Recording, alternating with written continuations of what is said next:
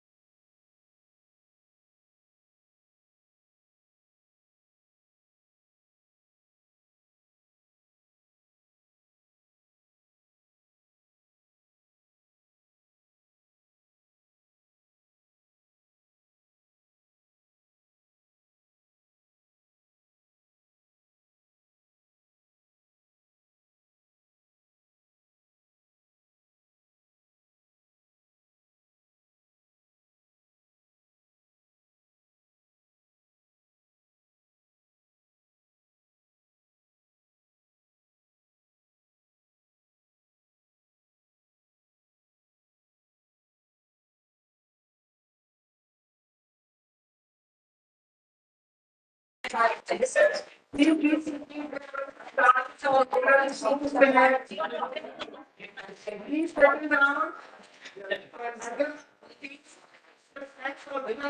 Human rights are actually birthrights. Not the same. I got this.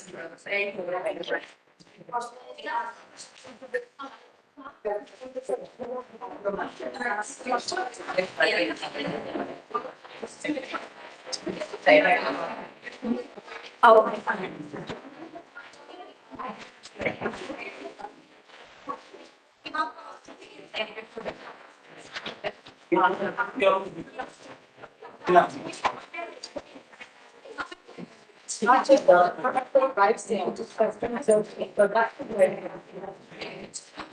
Was women's agency.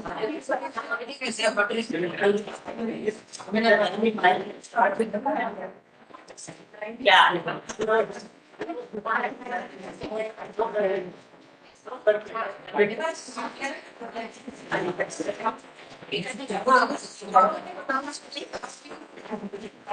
I want to say no. So unfair. I'm going to say Spanish. So different way it's a some small maybe so that's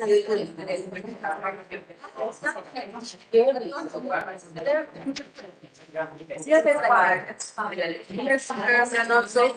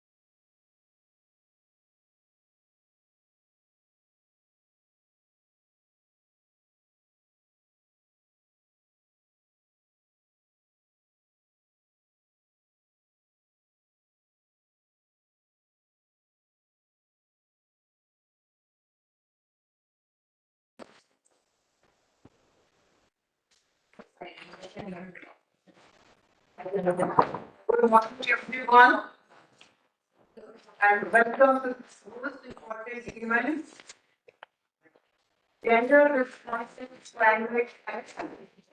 The topic of today is gender responsive climate action. Today's event is being hosted by All India Women's Conference in collaboration with C20 Secretariat, Amrita Vishwavidyapith, Climate Action Network of Asia, and Alternate Futures.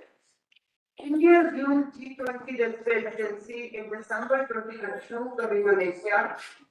The G20 theme for this year is One Earth, One Family, One Future. The goal is one family. C20 India 2023 is one of the official engagement with those of G20 and provides a platform for civil society organization, and under that platform only we have to gather for this topic. Coming to today's topic, climate change and its role is the biggest threat facing humanity in the current time. The whole world is concerned about handling this threat, though the realization has come very late.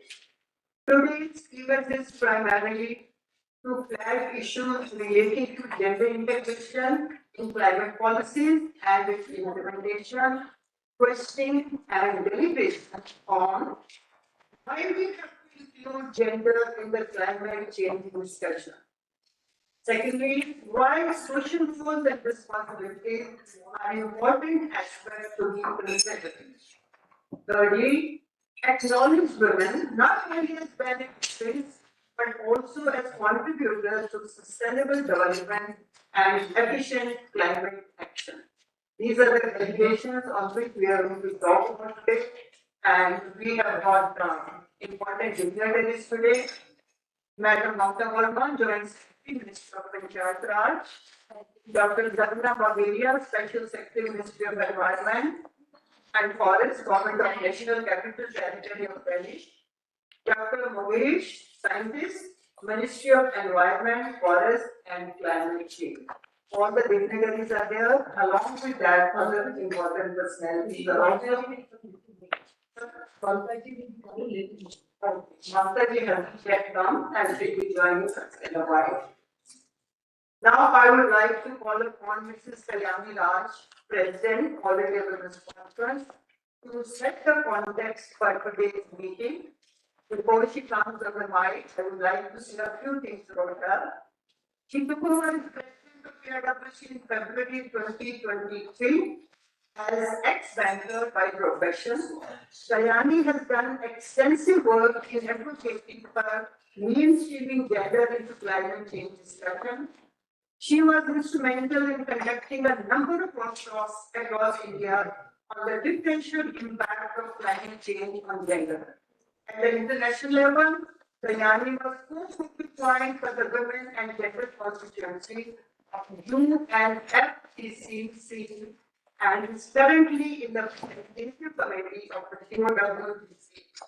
She has volunteered with the IWC for the past 25 years in different capacities, including as Secretary General for 3 years in 2017. Kalyani, now the stage is yours.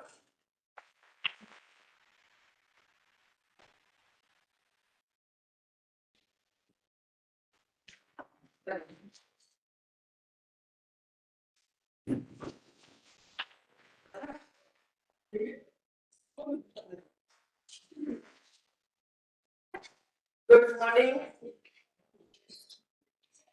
Good morning and namaskar. It's a very warm welcome to all of you, each one of you who have joined us today here, as well as virtually. I think a lot of our members and guests have joined. Warm welcome to all of you.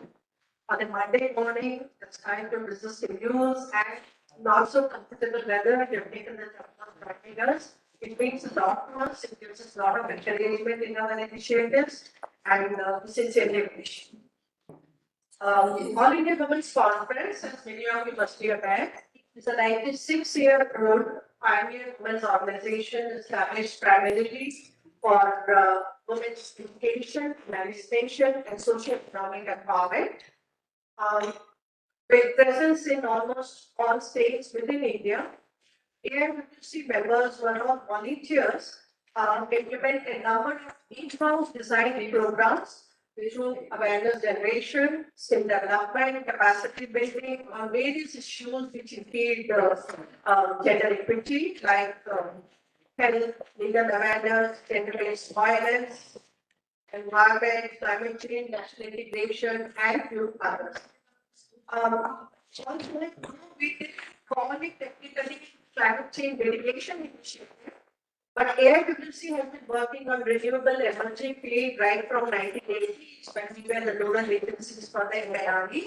And we did a lot of application work on solar lanterns and solar systems. And of course, from then to now, things have changed a lot.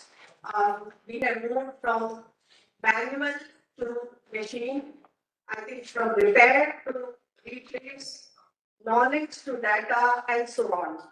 And ambitious targets have been set for mitigation, more focuses on development than preservation.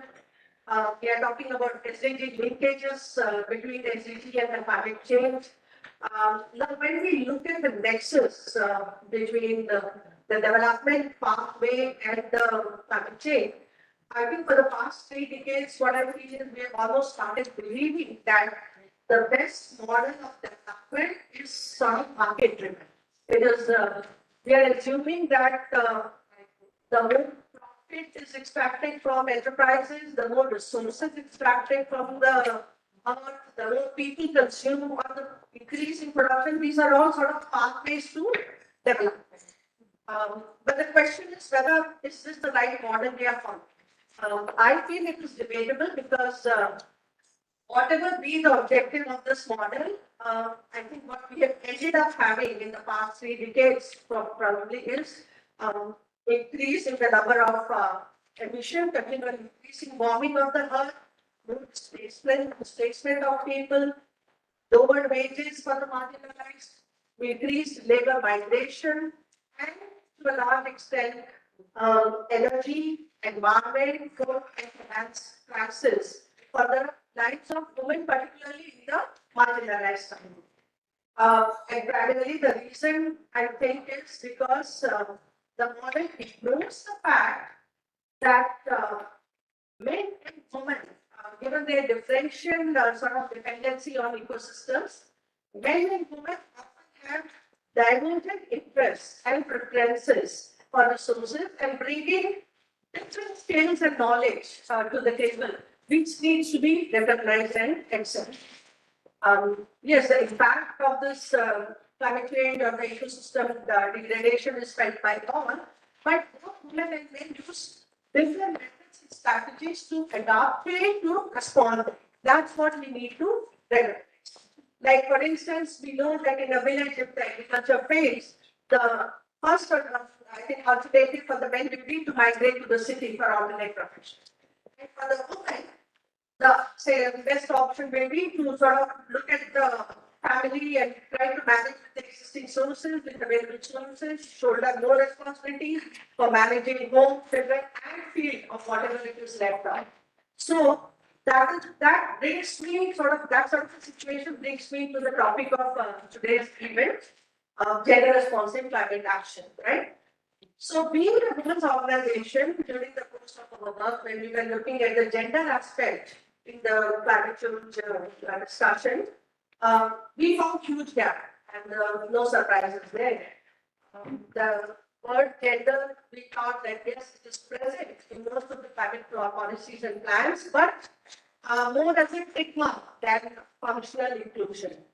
So the policies do continue to be gender neutral, that better responsive.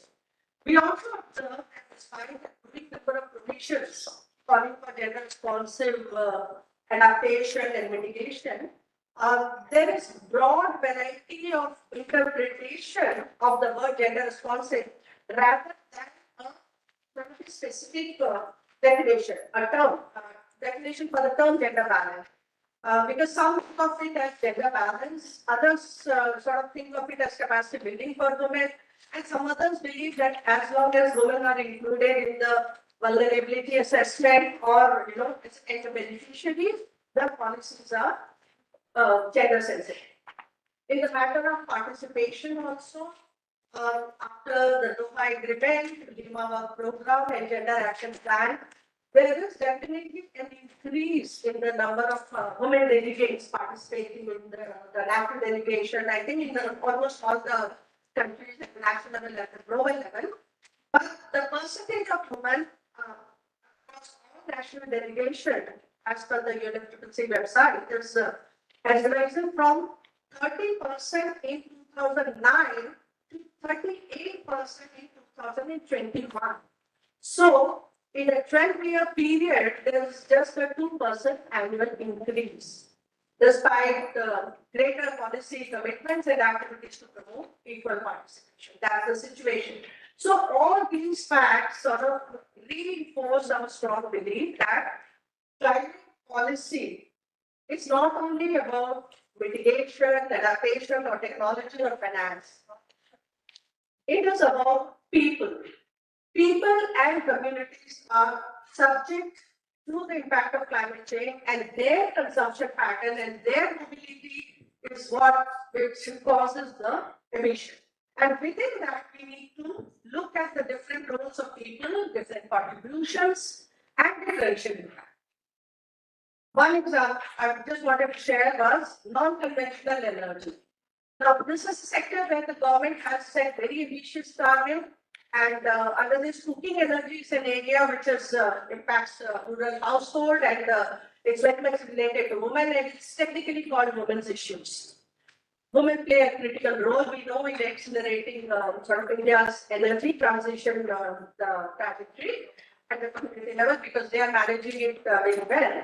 But the question is, how well do we sort of leverage their capacity in the energy transition sort of discussion? Second, I remember during one of the workshops we conducted in Bengal, we did a skill development training, and then when we were having a feedback session, we were asking the women, how did you find it and all? And answer, one of the ladies said that, yes, after the training, we have started earning, but that doesn't mean that we have access to them. That why? I mean, we really need to look at why has that coming. Like that depicts the plight of rural women's financial situation. Another example, last year we did under the Ruchi project, we had made a short film called Weathering the Odds. It's available on YouTube, link if anybody is interested. Now, during the course of interviews when we conducted in various places, in UP, one of our members was conducting the interview, and when there was one young woman standing by the side, and when she came to know that we are a women's organization, on the phone she came and she wanted to be part of the film. So we asked her to come in, and the only thing she had to say was, why are young girls not taught swimming, running, and all the sports right from the beginning? Because that helps us in case of any disaster. And she was speaking from her personal experience, because I believe there was a fire that she had her mother. So these are the true realities we are looking at today.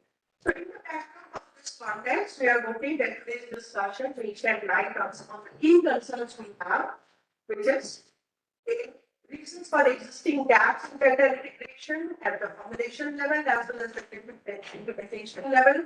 Despite so much of advocacy work done by many of the researchers, academicians, and civil makers.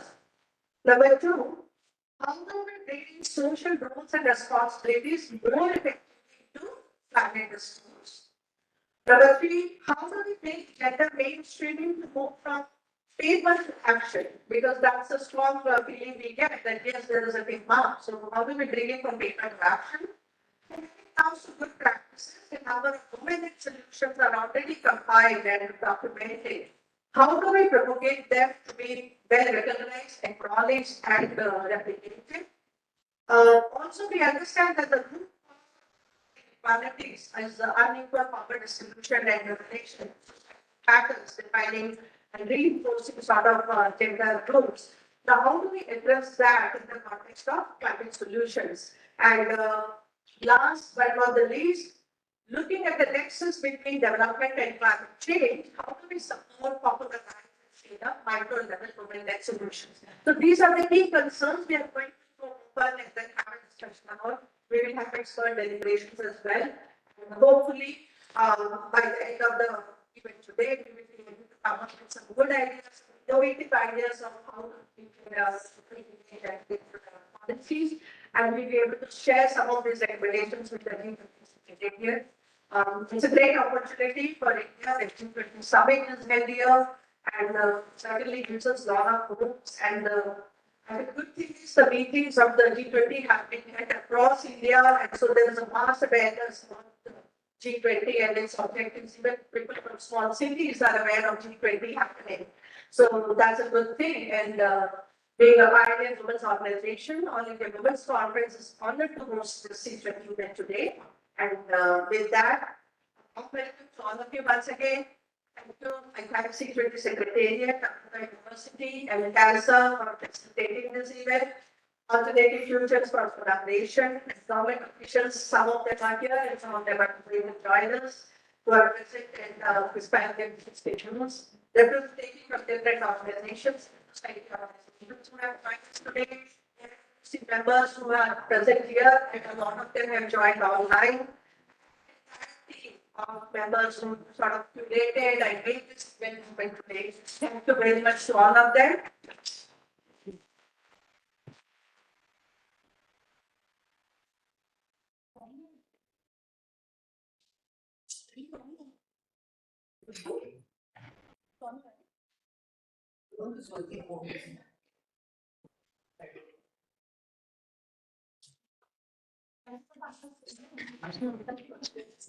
Thank you so much, Kalyani, for introducing the topic and a clear gender picture at the grassroots level.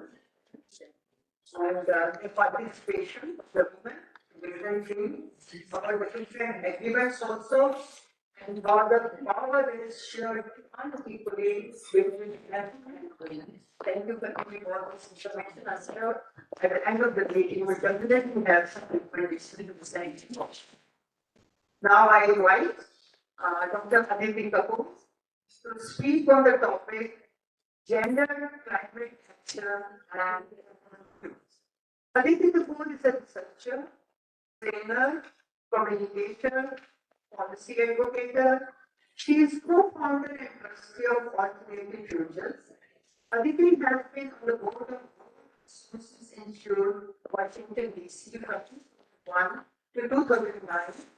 Climate Action Network South Asia, Leadership of Environment and Development, and India Water Partnership. Congress Aditi for all his achievements. She has over 2 decades of experience in evidence-based policy research and analysis, developing and managing programs, monitoring and evaluating, building capacities on climate change, disaster risk reduction, livelihood, and media. He has worked across different sectors: media, non-profit, government, and corporates. Before Aditi come on the stage, and I would like to request Poonam Gupta to honor Mrs. Dr. Aditi. A big hand for Aditi.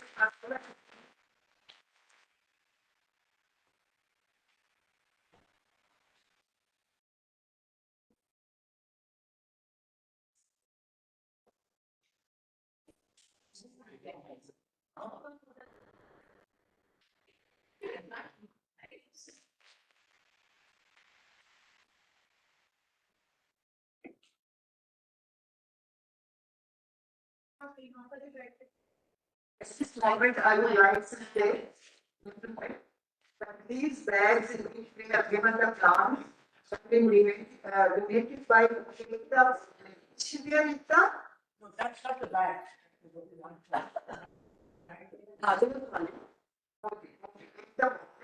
And she has prepared these bags by recycling old clothes and plastics. So I don't know whether Ekta is around or not, because we need to give her a big hand also.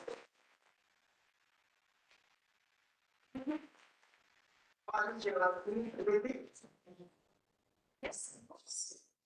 This is the bag. This is the bag. These are the bags which have been prepared by Ekta by recycling the old clothes and plastic. So the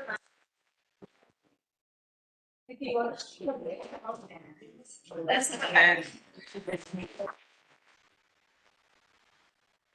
Anything you've come over here? Please, everybody can see you more. You can see what people trying to see how those are. But after.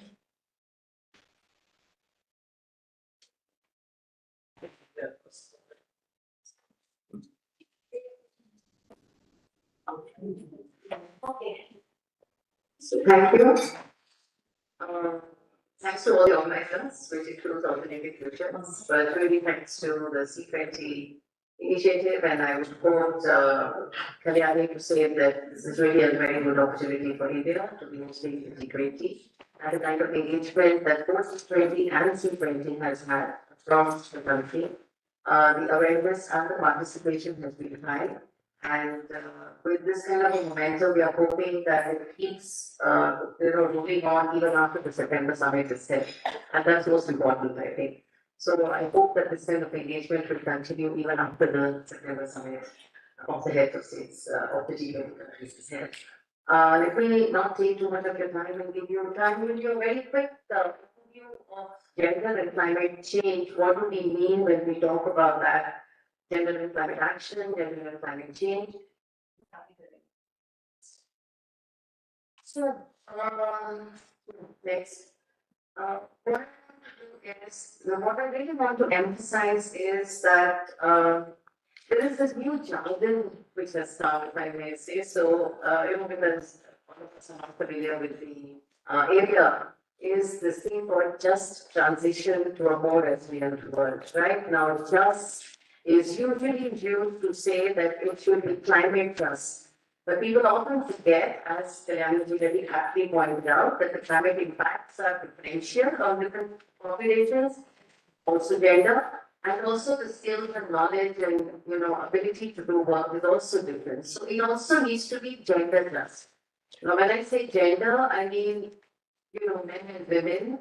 And it also means that all the people who are marginalized, why we say gender, it's not because it's a fashion or whatever. People really look at the most marginalized section of society, whether it is, religion or caste or ethnic group or, any of the minorities.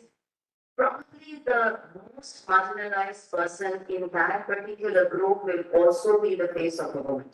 So I think that's something that we need to keep in mind. So we're not just talking about men and women, but we're really saying that even within all these different subsections of our population, the weakest person, the most marginalized person, the face will be the woman. I think that's important to remember when we say gender. So it should be a just transition requires a resilient world that is just to both the climatic challenges that we are facing, as also the challenges that the weakest person in that society is facing, and that's gender. Next.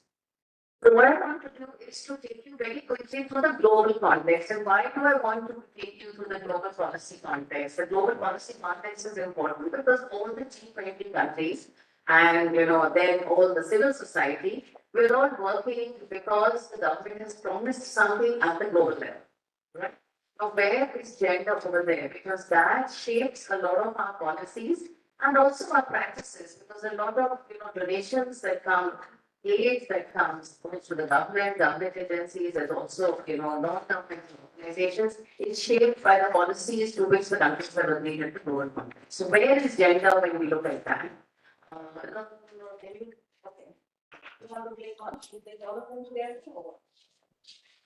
Okay. So, the UNFCCC, right? Most of us know what the UNFCCC is. That's basically the conference that happens with all the national heads, and that is where the Paris Agreement was signed for the agreement. The UNFCCC began at the Earth Summit in Rio in 1992. That's when it actually began. And let me tell you that the feminist influence on the Rio conference, the Earth Summit, was very strong. The civil society feminist influence on Rio was very strong, including from India. and a lot of southern countries. However, if you see some of the other key agreements that the summit came out with, which was the Rio Declaration, the Convention on Biodiversity, the desertification, the Convention on Desertification, all of them have a stronger gender component than UNFCCC. And after the UNFCCC was signed, the first, in 1992 is when Rio happened, the first reference to gender came only in 2001. And after 2001, there was a 9 years silence, and then the next reference really came to 2009. And the gender action plan that we're talking about has happened just now, and it still doesn't have the buy-in from all the countries. So I think it's really, really very slow on gender. Next. So the IPCC. So the IPCC is the scientific body that actually tells us what's happening to climate science. It doesn't do research. It essentially picks up research, peer-reviewed research, that is there available across the world, and then puts it all together to tell us that this is where the Earth is going, right? And increasingly, it's talking about how to adapt to the world. But essentially, the most important thing is that all the policy negotiations that happen at the UNFCCC, including the Paris Agreement, are influenced, dictated, if I may use the word, by what the IPCC says. So depending on the kind of scenarios that the IPCC gives us, is what influences the government heads to pick up what kind of policy pathways it needs to choose. And if you look at the UNFCCC, I think we just need to decline right now. Anyway, as you can see, the gender policy, IPCC, within IPCC, it never had a gender policy. It came in 2018, and then there were 2 years of COVID. 2018, women authors, the 1.5 degrees centigrade 2018 is the latest report. Which tells us what the Earth will be, what it should be doing to get a minimum of an average of 1.5 degrees centigrade increase. We're not going to reach that. But anyway, in 2018, only 38% were women authors. Most of the women are from the north, especially when you look at the senior levels and writers. And even surveys have shown that even these women feel they are unheard, not respected, and not made lead reporters or lead writers, right? And so there's a lot of missing feminist research right at the top, which will bring in a lot of indigenous knowledge, which again, Kalyani had referred to the kind of skills and knowledge that women have. The social cultural adaptation, obviously adaptation is local, one club doesn't fit all. Loss and damage of common property resources of the women depend much more than men do. So a lot of these are missing because the feminist lens has been missing from IPCC right through. And unfortunately, that is reflected in the G20 countries and also other countries, but right now they are the G20 countries. Next. So,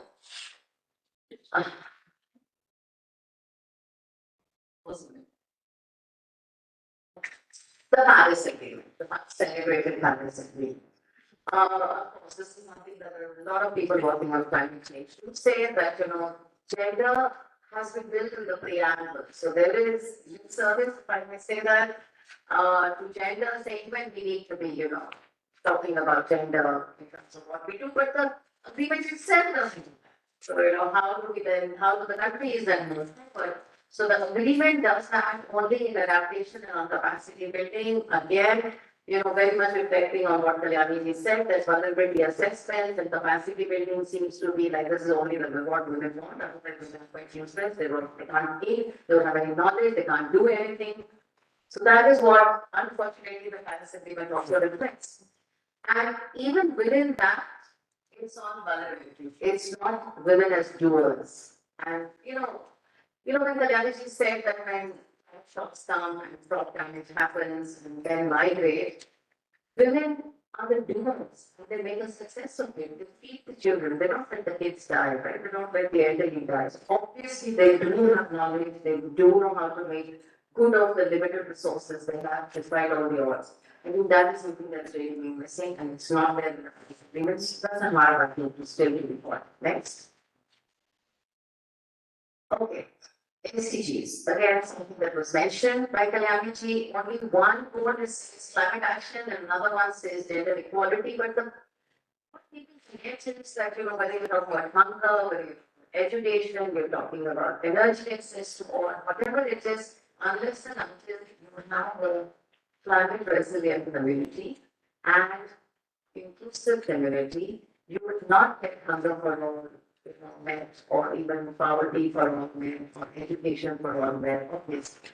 So something that should have been cross-cutting, including, if not in the goals, then at least in the targets, is not. So that is something that is seen even when you look at the sustainable development goals in India.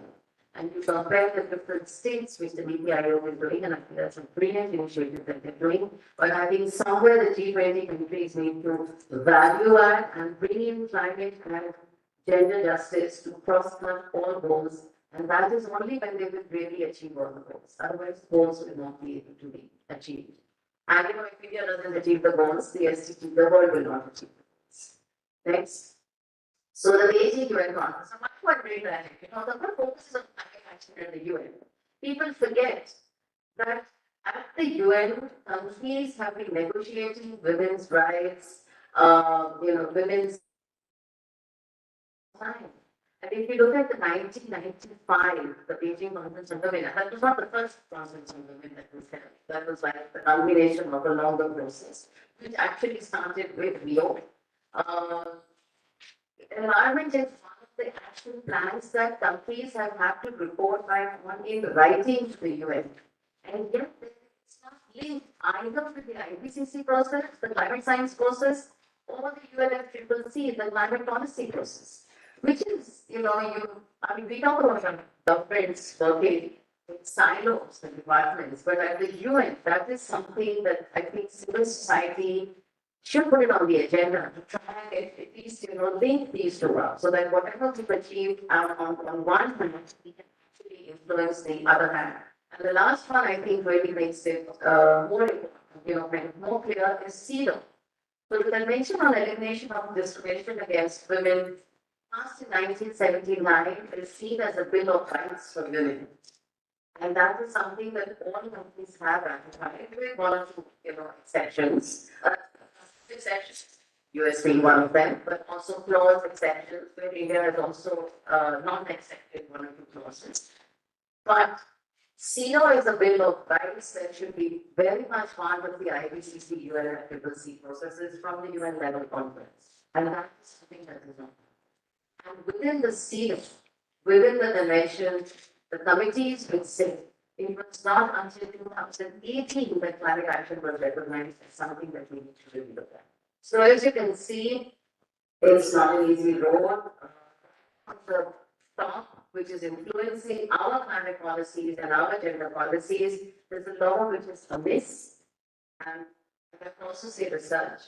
So knowledge, action, knowledge and action go together. So I think this is something that we need to be doing. So very quickly, women-led development is really our theme. We have, you know, 5 priority areas that have been outlined by the G20. Those are the ones in entrepreneurship, leadership at grassroots, digital divides, skill and development, and as change makers, as doers of climate resilient action. So obviously, what is it that we need next? So one of the things that we need is data. Yeah. So one of the things that we need is data. We need data analysis. If data analysis, by the way, is an upcoming field. Kids are doing data analysis, but gender data analysis is really something that we really need to be talking about.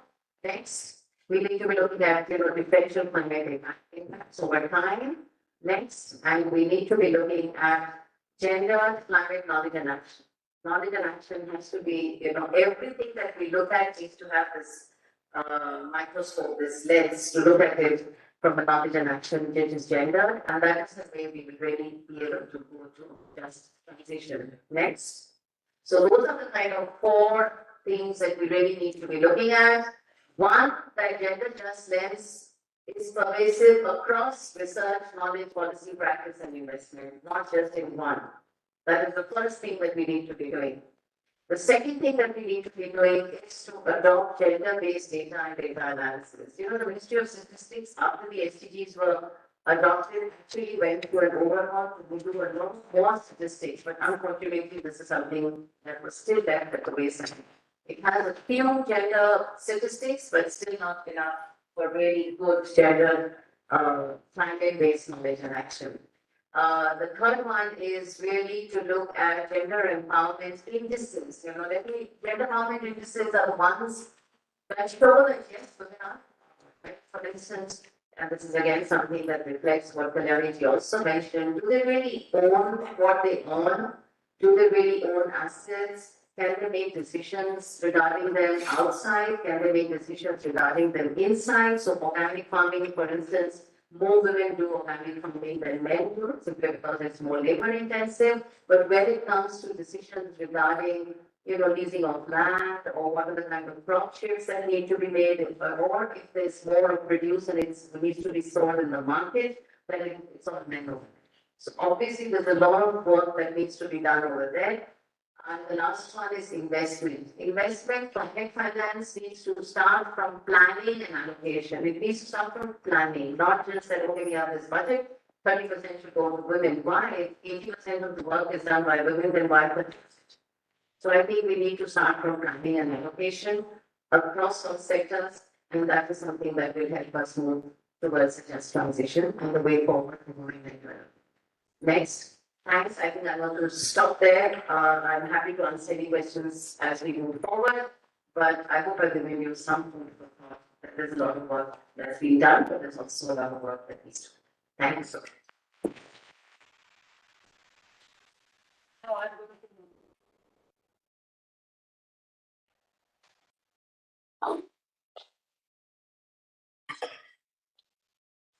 After the presentations are done, we have a session on question answer.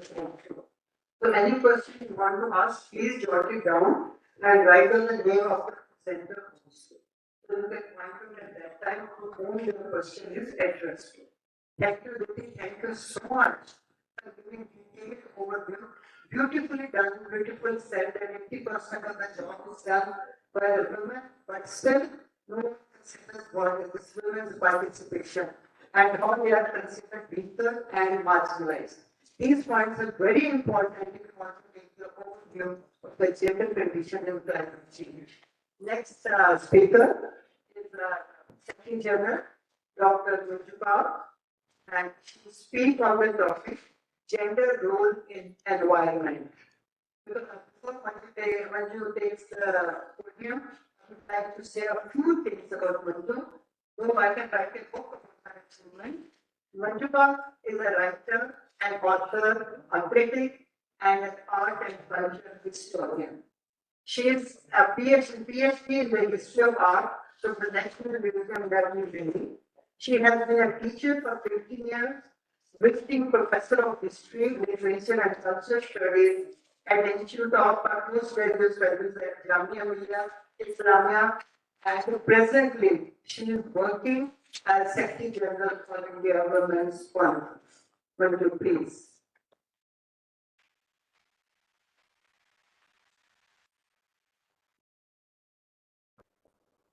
Actually, the only thing relevant here is 25 years of tourism.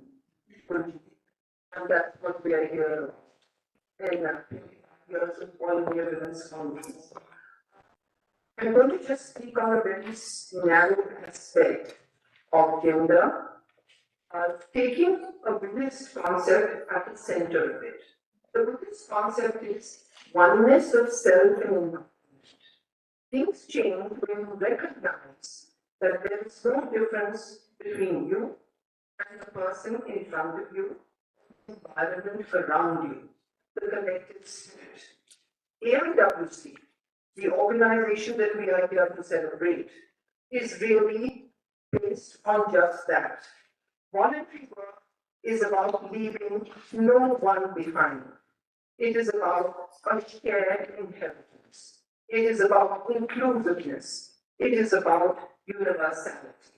Having said that, let me say that in All India Women's Conference, we celebrate the we, not the I. It is the collective work of our women in all our 500 branches, in which we say around 100,000 women volunteers, that actually do the work that we are talking about now. Whether they are in Kerala, they are in Tamil Nadu, Saharanpur, right here in Delhi, in East Delhi, in Odisha, elsewhere. And this is a story that has its legend in 97 years of our history, and these women, some are sung, and of our constitution, as well as history books, and many of them are unsung while we are heading towards our 100 years. 96 years of women, each little drop in the ocean has made this collective. Why do I speak about that now? And what is the relevance of that with climate change? I speak about that now because, again, it speaks about gender. India is conference. At the center of change. Gender is the center of it because it assumes that women symbolize all that is good, nurturing in Mother Earth. The Devi, the giver of our bounty, the giver of all the things that we respect as givers of life, is what we celebrate when we talk about the feminist principle, whether it's in literature, whether it's in biology, whether it's any aspect of our culture, and even climate change. Climate change is driven by this understanding of what the feminist principles symbolize. What does it symbolize? The worship of the feminine principle recognizes the qualities attributed to the mother goddess, revered in all ancient Bible as the peaceful preserver and nurturer of life. Greek mythology, Celtic mythology, Nordic and Asian, tribal law, all become this. In India, as early as the Vedic period, 1500 to 1200 before Christ, we have the worship of whom? Aditi, described as the celestial mother of every existing form and being, the synthesis of all this. This pervasiveness of the worship of Shakti, like energy, renovated in all her 9 forms, is at the crux of Indian culture. It is at the crux of what we celebrate, Vasudev Kutumbakam, one. When the woman stands strong, the world is fine. Having said that, let me get back to the sad and sorrow aspect of our history, and that is the World War. So the World War, we had the Cold War, which was one marked by violent strife, born out of violent philosophies that believe in dominance and brute force as the means of achieving end. That's the philosopher Deepak Chopra, whom you may have heard about. It is the urge to fight and turn competitors into enemies, nations into armed fortresses, and everyone into winners and losers. This kind of a philosophy will not save our planet. Our planet needs emergency medicine, and that will happen when we all make a conscious decision of a shared inheritance, a shared world, a shared culture. Only then will the world change, when there is a moving of our own consciousness from us into we. The dominant challenge for humanity, writes the philosopher Helena Goering in her book, I wish to say that truly the women must sacredly guard the chalice entrusted to them.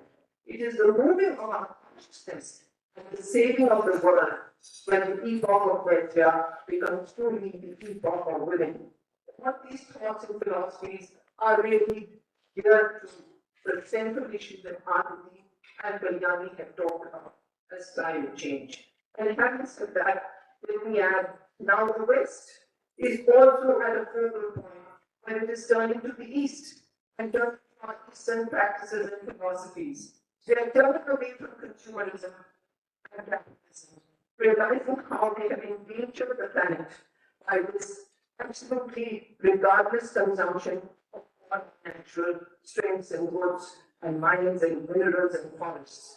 Moving away from that, we are looking into indigenous knowledges, whether they come from the Amazon, from Indian Sankhas, Boksars, tribals, and other communities. When we engage in that and we understand how fossil fuels and carbon emissions are to be kept down and how the extinction of the universe will rest in the hands of feminine consciousness that wishes to nurture, engage, produce, and also procreate rather than destroy. Thank you.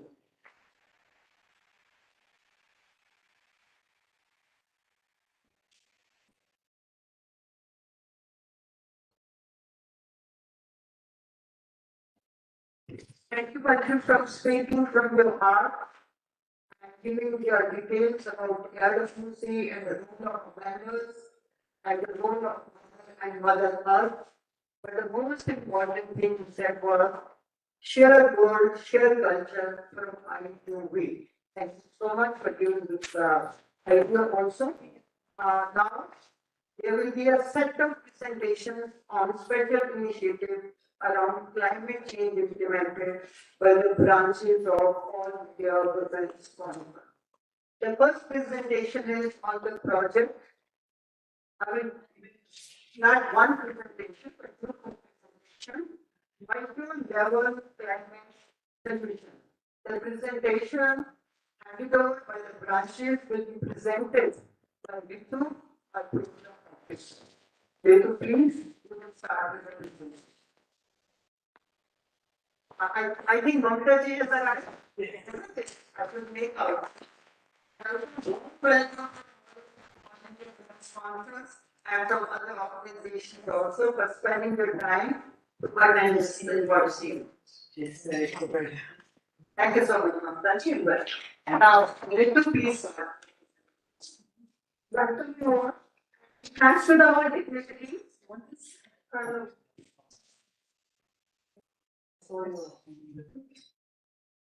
Thanks to our dignitaries for giving AIWC the opportunity to present our project on the subject. Ritu, Assistant Program Manager, Organization Council, and I'm very happy to present our women's micro-level solution of climate change project implemented by AIWC in recent years. So I'm going to the presentation. So our first project was on macro preservation in the organic farming. It was implemented under the Gender Development Climate Change Initiative by Gender CC Valley, German Federal Ministry. The project location was Narsingh Nagar, Sundarban. Sundarban ecosystem is unique in nature in South Asia and global level. And we have seen that mangrove plantation has been facing a lot of challenges due to climate change. And there is a huge impact on the livelihood and the quality of life of the residents. Rising sea surface, the temperature in the Bay of Bengal, increasing the severity of cyclone, the soil and food salinity, impacting the mangrove plantation and the livelihood of people living in the delta landscape. So the objective of the project is to for the village women for plantation program, enhancing their livelihood and quality of life, to create a community participation model and develop a sense of ownership in the community for the mangrove. So you can see in the picture, we have a beneficiary in the that area, and we had adopted a new methodology under this program. First is one, awareness generation in the importance of mangrove preservation, training on making mangrove sampling and plantation, economically and sustainable use of available land, and building on organic farming and agriculture. You can see the picture and you can see the plantation site of Sundarban area.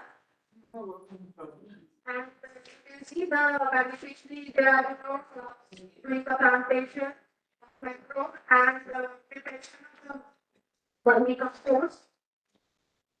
The outcome of the project is basically the promoting women leadership and entrepreneurship in times of conservation, providing alternative livelihoods and skill training for women, raise awareness on gender issues, and capacity building to manage the household livelihood independently because most of the men have migrated.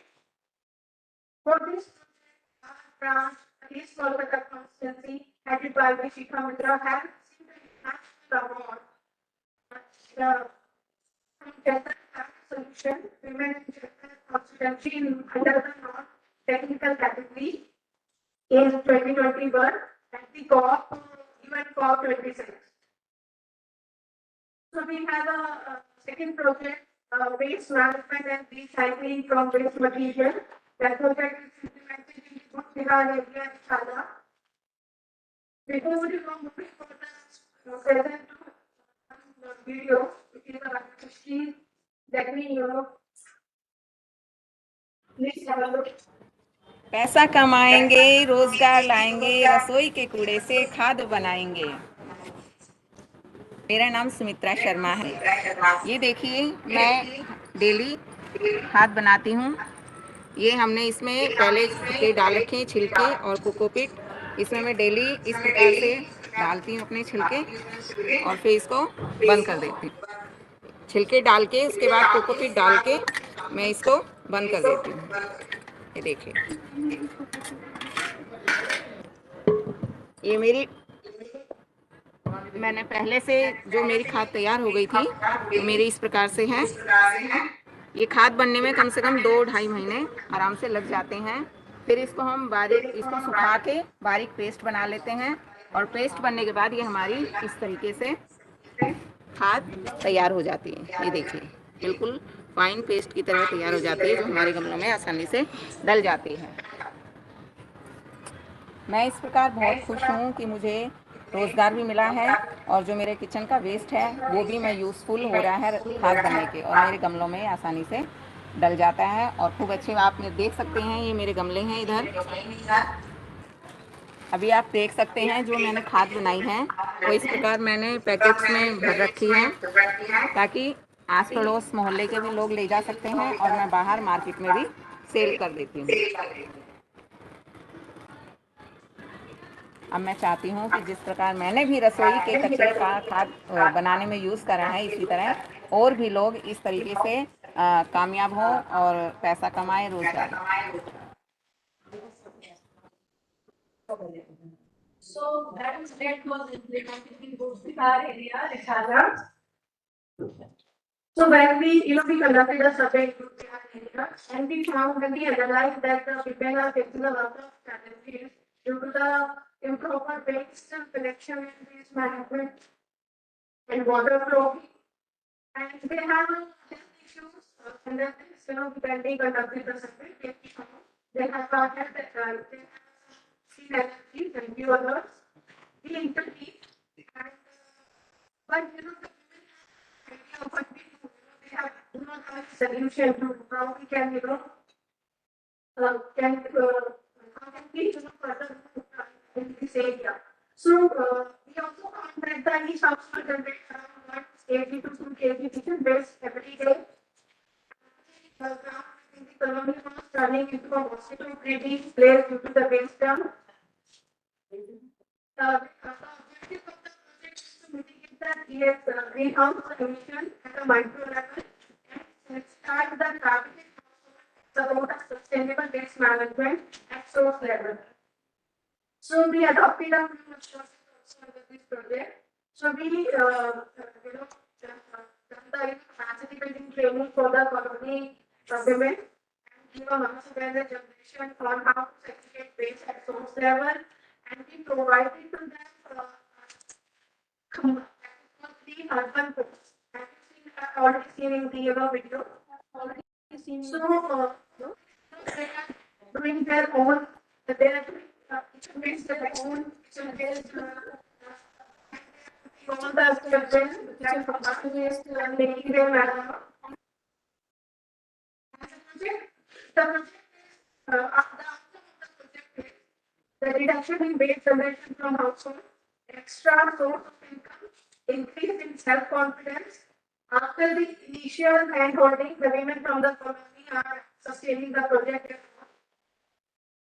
The project is cost-effective and that project is replicated by the other colony members and nearby areas.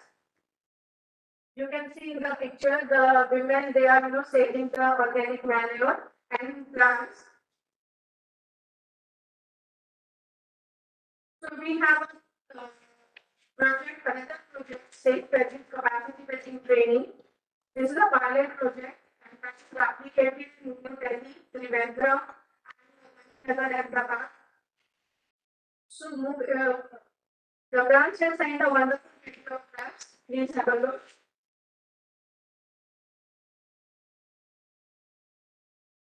SafeVeggies is a pilot project for capacity building implemented by Suvarna, the Kozhikode branch of AIWC Delhi. We implemented it by engaging 15 women from Kozhikode district of Kerala who were interested in green initiatives.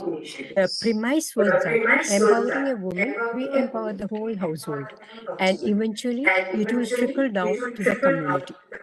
We all know how plants take in carbon dioxide and give out oxygen, cleaning the atmosphere. The households can also play a small but important role in climate change initiatives by growing vegetable plants. This awareness is a message that needs to be spread around.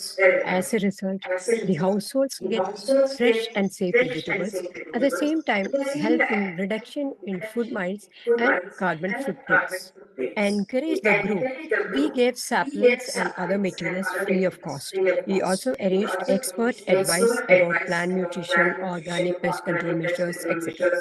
A systematic and methodical process was devised, supported by implementation tools like WhatsApp group for addressing day-to-day problems of participants, webinars for exchanging views and imparting training, monthly calendars to help in timely application of biopesticides and manure, monthly formats for data collection, and a 5-member monitoring team to regularly interact and help the participants, and above all, field visits. One participant has embarked on a follow-up project of growing organic vegetables to supplement family income, again with funding support from AIWC. Though our project was on a small scale, the experience was quite fulfilling for both of us, the participants and for the organizers. Thank you very much.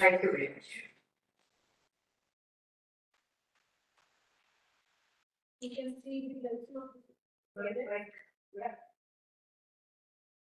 you can see in the picture that is the Trivandrum branch center photograph that we are prevention of the kitchen. We are Vaninagar branch and Gujarat, and we have a that project has also been implemented in Delhi branch. So you can see in the picture. So we have another project of training in diversified products for economic empowerment of the women. So you can see we have a look at it. Here the beneficiaries of Raigan Mahila Sammilani in this village are busy doing their own work in this project. We have started this project on 18th April 2022. We are very much pleased to MIC Kalyani Raj for getting this project. All the beneficiaries were much benefited as the project is targeted to help the female beneficiaries. Now they have accepted this work as their family support, and they are learning this handicapped work as their way of income to support their family by any means. The repeated change of climate has affected the crops, which led them to heavy loss and a huge problem to their economic condition. During this period, if the female members of the family help them in their economic condition by at least doing this work, it would be a lot to the suffered family.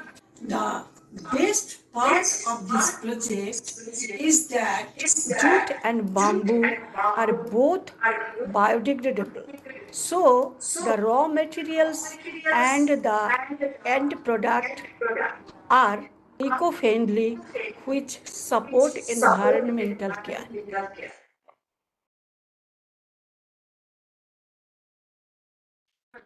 Project was implemented in the Nadia village in Raiganj, West Bengal. That objective of the project basically provide an alternative livelihood solution for training women. Now they are keen on exploring new opportunity to exhibit and showcase their products. The basic outcome of alternative livelihood solution for trained women, and they are now keen on exploring new opportunities and showcase their product in different platforms.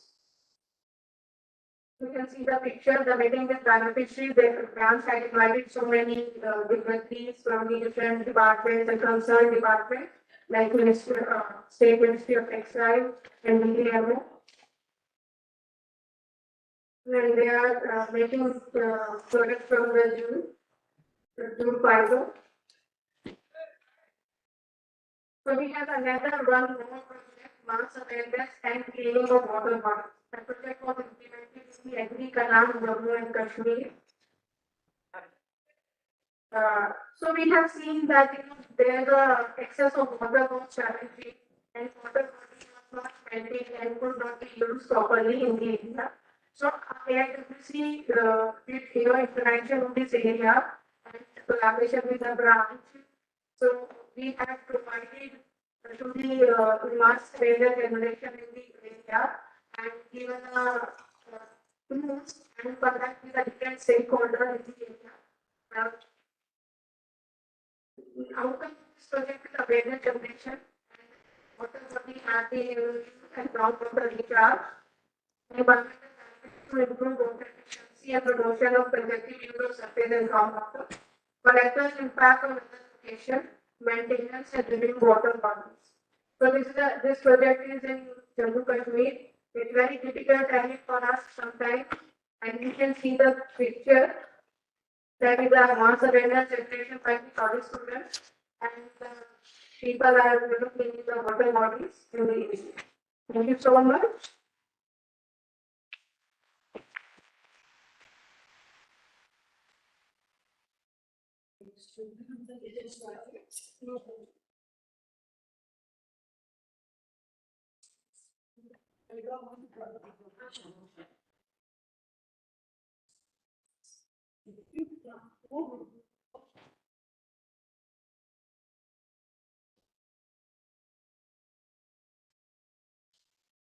Thank you so much for giving the presentation in detail and explain everything minutely. Thank you so much. And the next presentation is from Shruti Raghavan.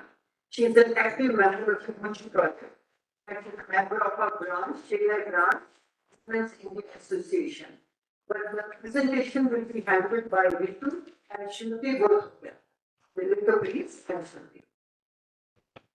Give me a 2 minutes.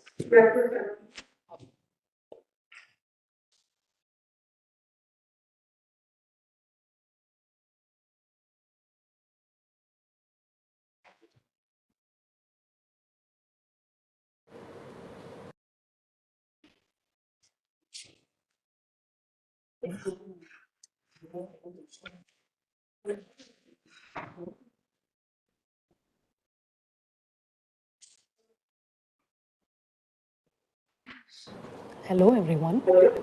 Thank you for giving me this opportunity today to share with you all our findings and recommendations from the Gender into Urban Climate Change project. The Gucci project was initiated in 2016 in Delhi, followed by Mumbai City in 2017. Kolkata and the Chennai City joined the project in 2018. The project involved various activities beginning with status quo reports, conducting awareness programs, developing a rapport with stakeholders through workshops, meetings, and webinars. And all of the cities carried out gamma analysis in 3 stages, which helped draw detailed state level and national level recommendations to the government. Since my colleague would have explained the project in detail, let me share with you in the next few slides the outcomes and national recommendations we provided to the government. Firstly, in our study, we found that all major policy frameworks suffer from gender blindness, whereby they do not take into account the role of women and girls in various sectors, and therefore the impact is not considered in its entirety. At the institutional level, we strongly recommended the government incorporate a gender action plan at the core of any climate action framework to address the existing gender disparities across various sectors and at different levels of society. By having a gender focal point at every level, equal representation and participation of women in leadership roles and decision-making positions can help the nation overcome the sector view of gender in urban climate policies. By involving the Ministry of Women Empowerment, gender experts, and other women organizations, one can certainly foster gender responsive governance, creating a more inclusive society where everyone has equal rights, access to resources, and opportunities. For example, we recommend involving women's rights groups, self-help groups, and communities who are experts in climate and social justice issues, and they can shed light on socio-economic challenges while drafting climate change policies and programs. When it comes to capacity building, authorities at the municipal level and in local bodies need to be trained on gender vulnerabilities across the spectrum. This will help them deal with differentiated gender impacts. Women participation is often observed only at the level of outreach and communication. For example, in the Delhi's emergency response policy, there are provisions for special training of women in post-disaster response, but it does not address violence against women in a disaster scenario. Even under disaster preparedness, the policy does not mention gender or women-specific provisions. This indicates that women's experience in responding to climate change impacts, as well as in preventing and adapting to them, are very often ignored and excluded in government policy making. Such gaps could be addressed using gender sensitization training when provided to stakeholders. They also need to be trained in developing specific integration plans, such as research activities, strengthen capacities of women in leadership positions, as they are usually the first responders in most climate change scenarios. Any integrated development plan should be used as a tool to influence policy. It will help promote greater awareness of gender issues, provide guidance and advocacy, develop a gender-sensitive environment in these departments, help monitor progress and coordination across different departments. When it comes to community involvement and public participation, our Gucci project is a fine example of how active community involvement in implementing climate adaptation and mitigation projects can be achieved when it is based on strong community engagement. For instance, as observed in our Chennai's fishing community-based project, women were actively involved in the strategic development of the program. The willingness of the community to effectively implement any climate initiative can be interrupted by several social issues. By regularly engaging with the local community leaders, providing accurate knowledge, ensuring transparency, and building an easy yet engaging communication channel with the stakeholders will help address cross-cutting issues relating to women and climate change.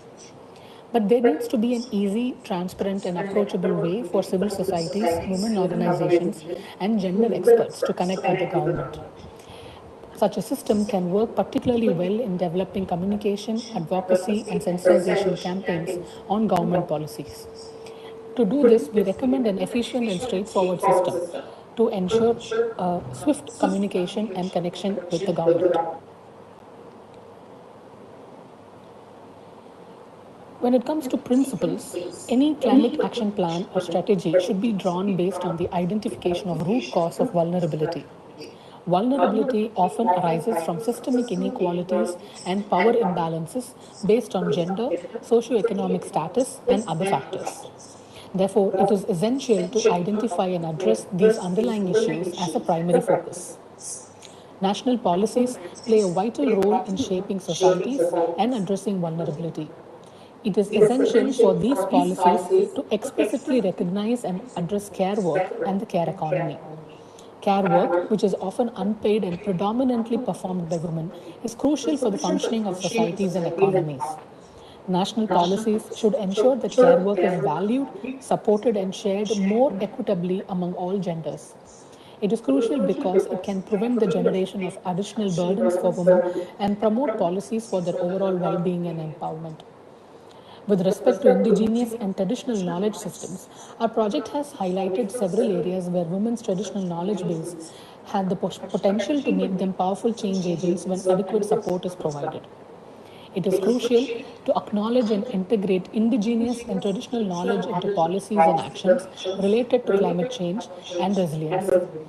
By doing so, we can benefit from their wisdom and promote inclusive and culturally sensitive approaches.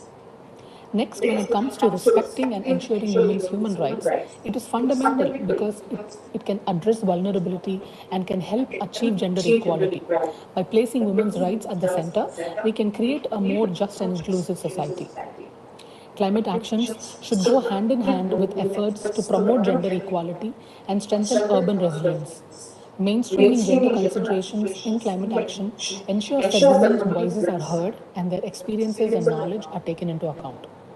By doing so, we can develop more effective and sustainable strategies to address climate change and enhance urban resilience. The strategies we recommend to achieve some of our recommendations are to begin with urban policies. An effective public transport system is essential for creating livable and accessible cities, as observed in the Chennai Gucci project. Urban policies should prioritize the development and improvement of public transportation infrastructure to provide convenient and affordable mobility options for all residents. Urban policies should emphasize the need to upgrade city planning designs to create sustainable and people-centric cities, to enhance livability, promote social cohesion, and support environmental-friendly practices. However, such policies should also consider the socio-economic and environmental architecture of cities. This means addressing the disparities within urban areas and designing policies that foster inclusive growth, build resilience, and provide equitable opportunities for all residents. To enhance community safety and disaster response, urban policies should focus on providing professional training opportunities for women to serve as first responders. Women can play a crucial role in emergency situations, and empowering them with the necessary skills and knowledge can only strengthen community resilience. Finally, mapping resources in cities is critical for effective planning and decision making. Urban policies should emphasize the involvement of women and women's organizations in resource mapping initiatives. By actively engaging women who often have unique knowledge and perspectives, cities can identify and leverage existing resources more efficiently. To develop effective gender-based climate action policies, it is important to ensure equity and gender mainstreaming. Policies at multiple levels should explicitly prioritize gender considerations, aiming to address gender equalities. This involves integrating gender perspectives into policy formulation, implementation, and evaluation processes to ensure that the diverse needs, experiences, and contributions of women are recognized and incorporated. By enhancing knowledge and awareness about gender integration between policymakers is crucial for effective gender-based climate action. Policymakers need to be informed not only about the impact of climate change, but also the potential opportunities available to them for creating gender-responsive solutions. This can be achieved through training, programs, workshops, and awareness campaigns, which can sensitize policymakers on the importance of gender mainstreaming. Gender responsive budgeting is another key method for integrating gender considerations into climate action policies. It involves analyzing and allocating financial resources in a way that promotes gender equality. For this, comprehensive climate action reviews that include assessments of risks, vulnerability, and resilience capacity from a gender perspective is required. Lastly, sex and gender disaggregated data compilation is an essential method for developing evidence-based and gender-based climate action policies. By collecting and analyzing data that is disaggregated by sex and gender, policymakers can gain insights into differentiated impacts, vulnerabilities, and capacities of different genders. To effectively mainstream gender in climate action, it is crucial for the national government to support local governments, develop supplementary climate action plans for larger cities, facilitate interinstitutional articulation and coordination among government departments, and involve researchers and practitioners to appropriately mainstream gender considerations. Bigger cities often face unique challenges and opportunities in addressing climate change. Developing supplementary climate action plan that is specifically tailored for these cities can ensure that gender considerations are adequately incorporated. Effective gender integration in climate action requires interinstitutional articulation and coordination among government departments. This coordination enables the sharing of knowledge, resources, and best practices, leading to more comprehensive and coherent gender responsive policies. Researchers, academics, and practitioners play a crucial role in appropriately mainstreaming gender and climate action. Their expertise and insights can play an invaluable role in the development, implementation, and evaluation of any climate policy. To conclude, multi-level governance is essential for effectively integrating gender considerations in climate action. National governments should provide support to local governments, develop supplementary climate action plans for larger cities, facilitate interinstitutional coordination among government departments, and involve researchers and practitioners in appropriately mainstreaming gender. By embracing all the above approaches, we can foster collaboration, enhance policy coherence, and ensure that gender responsive climate change strategies are effectively implemented at all levels. I would like to thank you all for your patience.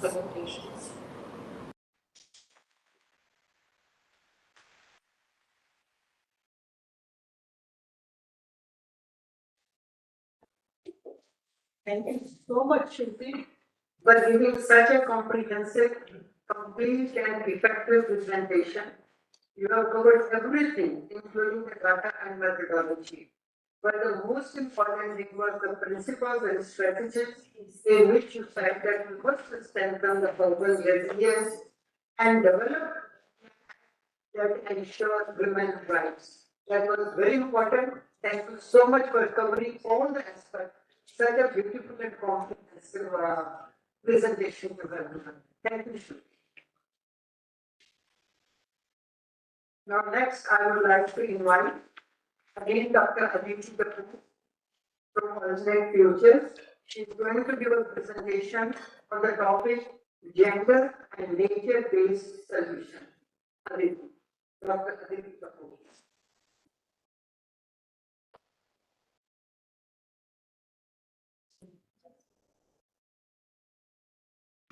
Thank you so much. So I'm not going to make a presentation, essentially, I will wrap up what we heard really in the presentations and to give you a perspective, which I believe these presentations are what's called nature-based solution, which is again another new jargon, actually word which has come in the climate parlance. It's like just transition, so it's nature-based solutions. We of course know that we need to live with nature and not by nature. So I just want to very quickly kind of go on the presentations that have been made and just add a little bit of your perspective.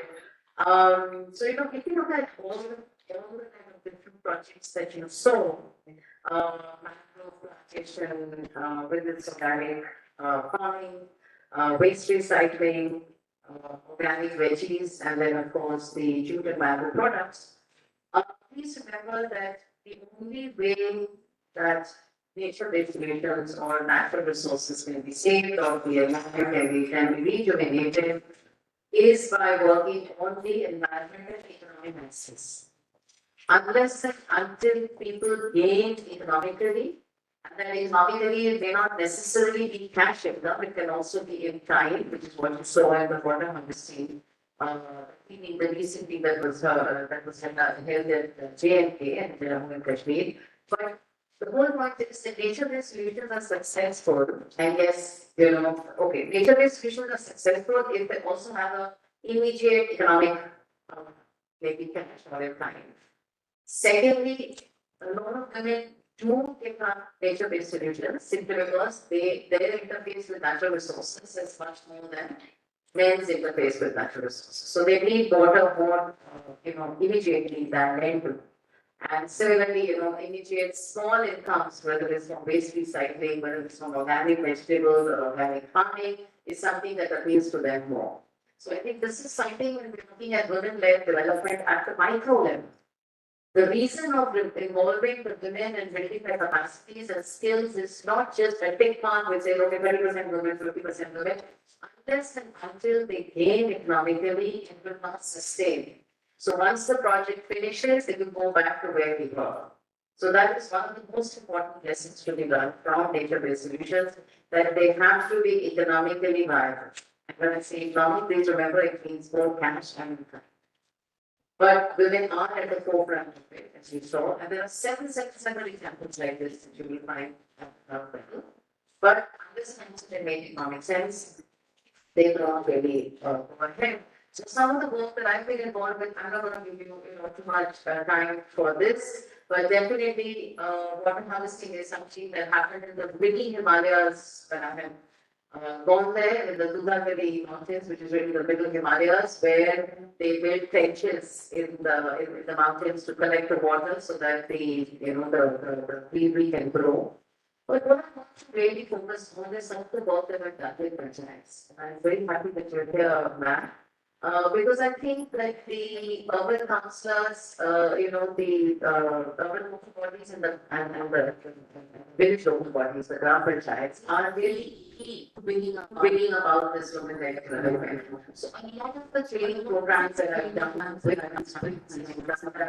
Red Cross and with CGIRs and a whole lot of different organizations has really focused on how to we come up with nature-based solutions that will make sure that the disaster-prone areas become less disaster-prone. So the disaster risk reduction has been one of the primary focus, and the reason for that is that much of our country does get visited by disasters every season, whether it's floods or cyclones or droughts, and these are changing.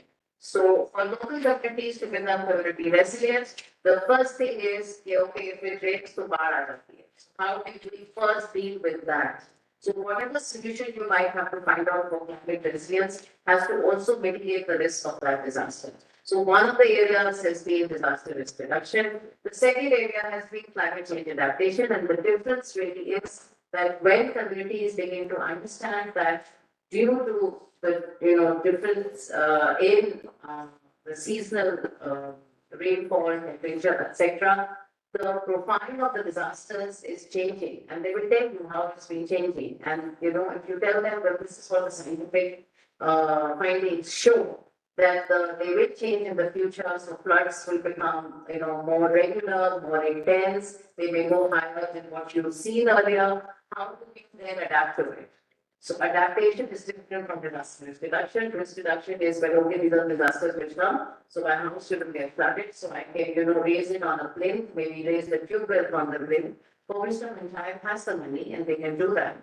But when we are looking at climate change and the communities start understanding that, and the panchayats are understanding that, then the that place will vary. Because they will say, they never gone about that level. So you have to marry your climate information into that. And we do have that climate information. We have climate information for 25 by 25 kilometers. And there are scientific institutes all over the country which are working on it. So that is something that we really need to be doing. And and I have found panchayats extremely responsive when dealing with that. And the third aspect of the DRR and climate change adaptation is conserving your natural resources. If your natural resources are conserved, then disaster will be there, climate adaptation will be easier. So I usually, it's a Venn diagram that I work with, both with hands-on training where they actually do it on the ground, so in workshops, but mostly also in the ground, bringing in together the other stakeholders, the other resources that are coming in, the other resource institutions, and then to do a hands-on training, and there has been amazing change after that. So in Bihar, for instance, we did a training in 17 districts, calling in the NATCOM, it's called here in India, all the institutions that are involved in studying climate science and development ministry. They came in here, and the scientists switched from very graphic presentations to the local language to tell the women, yes, the floods are going to become worse. So all the Panchayat women who were there for training went back and started resetting as part of the Panchayat work that they were doing, which they had never thought they should be doing it again. So what I'm trying to say is that in nature-based solutions, it's extremely important to have the local bodies involved, especially the Panchayats and the local bodies. And the second thing is to think of the disasters and also the climate changes that are going to happen, to adapt to it, and to preserve the natural resources. So I just want to leave you with that climate action is not that simple as just climate action. These are the three very basic components with economic outcomes, which are extremely important for nature-based solutions, and that is the only way that we will be able to sustain. Thanks.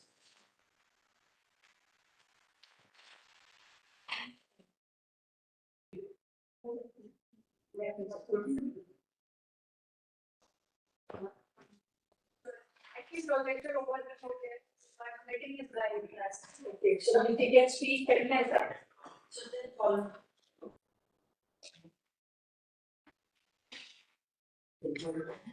Thank you, Vidhu, for doing such a wonderful presentation. The 2-3 very important points that the solution have to be economically viable, the role of panchayat, and conserving the natural resources. And you also shared your experience on grassroots level. Now the next is Madam Gigi Suantro from Avasi, Indonesia. She will speak on the topic energy transition, women-led development, and low carbon societies. I'm sorry to say we were expecting, but she said I will be dedicating only online and only physical. So I would like to say a few words about her. Gigi Suantro is a women rights activist. She is currently the policy advisor of ANC Indonesia for gender, social, and ecological justice. She has worked with policymakers as well as at the grassroots level, and therefore she has in-depth knowledge of all the interconnected issues between gender, social, and climate-related issues. She also worked as network advocacy coordinator for NGO Forum on Asian Development Bank. Madam Gigi Suantro was also one of the partners in Uchi project from Indonesia. Now please continue your presentation. All are waiting for your presentation, madam.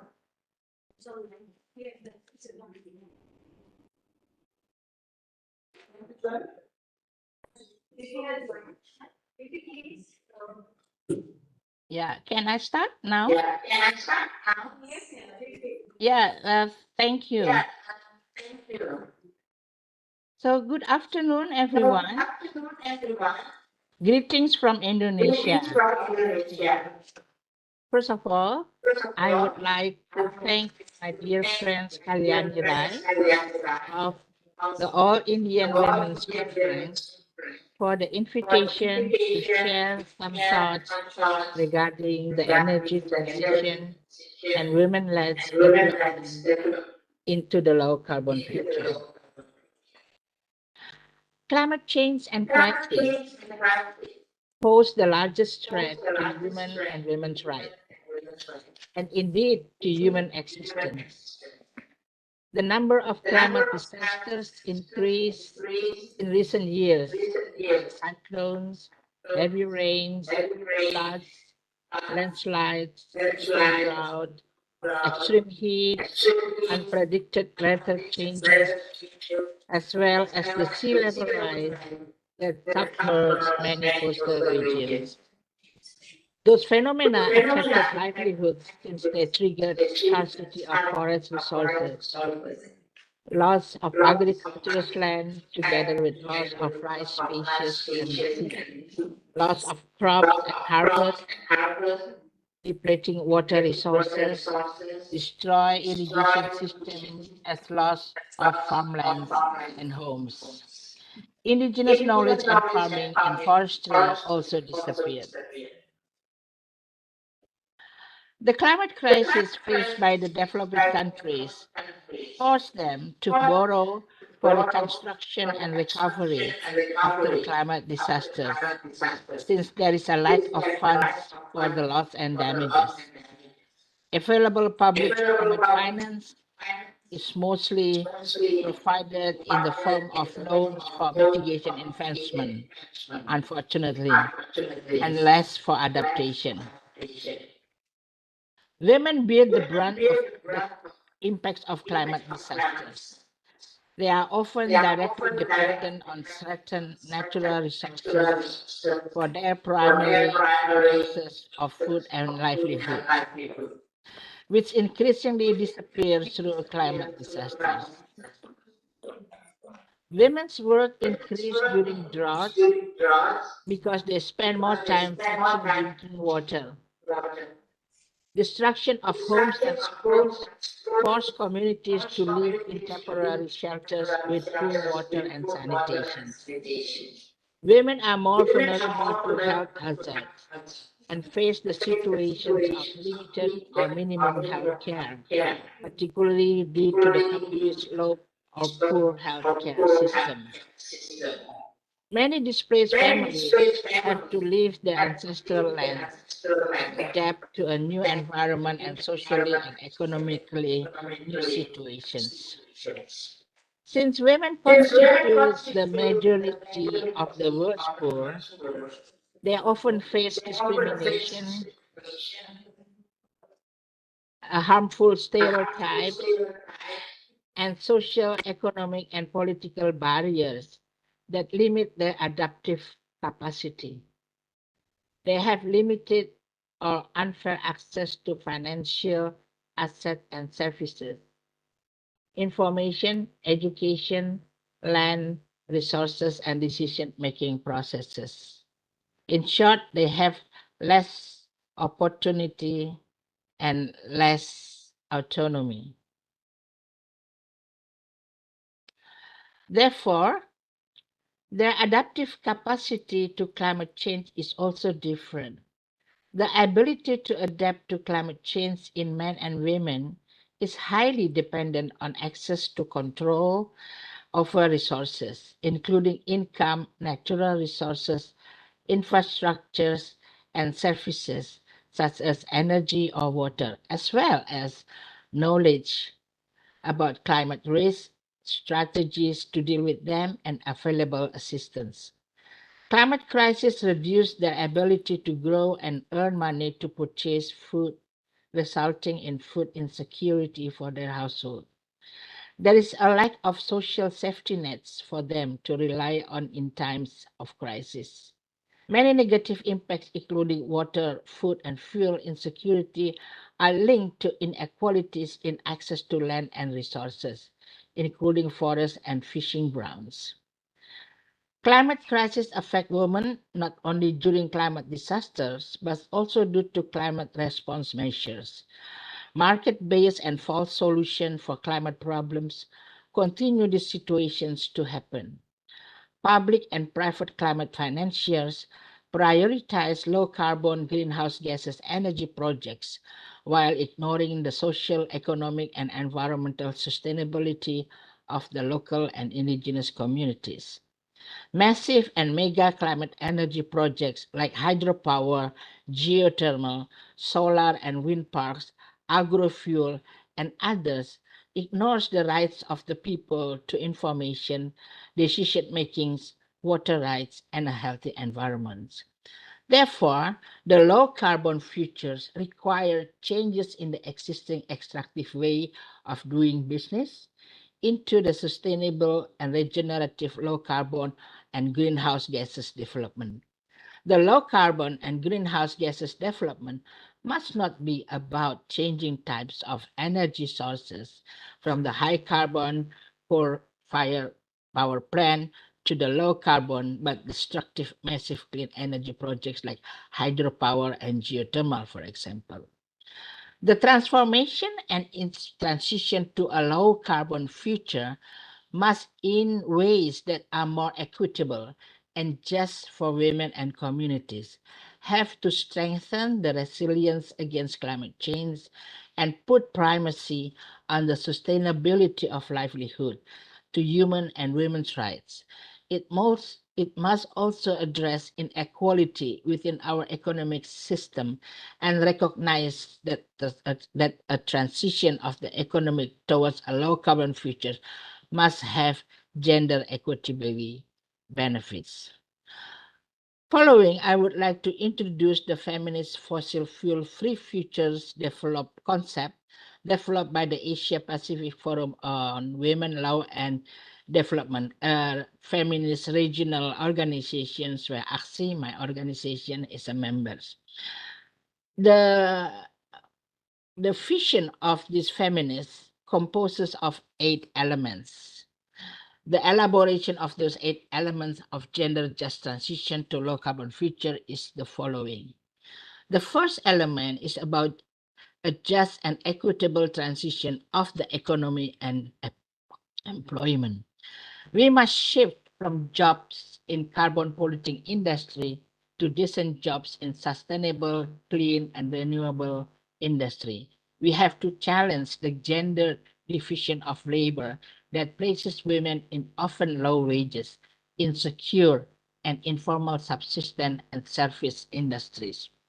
Both the paid and unpaid care work and domestic work, mostly assumed by women, have to be valued and redistributed, and also important to reduce hours of paid work.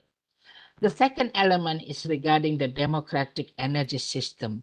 The transition from dirty and exploitative energies to clean, regenerative, and sustainable ones has to challenge the power structures that give corporation control over our resources. Local people, particularly women, can make decisions about the use of local resources and the best way to fulfill their needs, including the energy needs. The third element is agroecological farming practices. Industrial agriculture is one of the main drivers of climate change. It pushes farmers off their lands, causes enormous environmental impacts, and maintains a profoundly unequal food distribution system. We have to reclaim the power from big agribusinesses and to give it to the small food producers. We also have to encourage agroecological farming practices that would retain biodiversity, limit the utilization of chemical fertilizer, enable food sovereignty, increase the capacity of soils to sequester carbon, improve the quality of food, and provide health benefits. The fourth element is about dismantling our trade rules within and outside the World Trade Organizations that prevent climate action. Commercial interests cannot impede the fight against climate change and crisis. Hence, we have to call for a stop to negotiations related to free trade agreements that diminish the ability of state to regulate the interests of the environment and public goods. Also, and intellectual property rules that prevent technology sharing and access to affordable health and resource goods. The fifth element is about investment in the commons. The investment in the commons will have positive redistribution and climate impacts. Public transport, public green space, public funded sheets and shared equipment, and public housing can be designed to deliver both climate and gender impacts. The sixth element is regarding of global tax body and innovative source of public finance. For governments to enable investing in the commons, we need a global tax body that can end tax competition and evasion, as well as identify innovative sources of public finance, such as global financial transaction tax, redirection of military budgets, additional taxes on the armed trades, extractive and shipping industries, elimination of tax haven, and tax evasion from transnational corporations and wealthy individuals. Redistributive tax support gender equitable outcomes. The 7 elements is about social wages. The social wage can benefit the climate and gender equality because it allows better distribution of paid employment. It also provides people more time for living sustainably and equitably. The 8th element is about gender equitable participatory decision making. When women are collectively involved in the decision making, the decision tend to result in more community and environmentally positive decision. So when women are involved in climate-related decision making, their power and position in community are strengthened, allowing growth of the community, expansion of the common, and enhanced democratic engagement. So it was the 8 elements of the vision of the feminist groups related to the low carbon futures.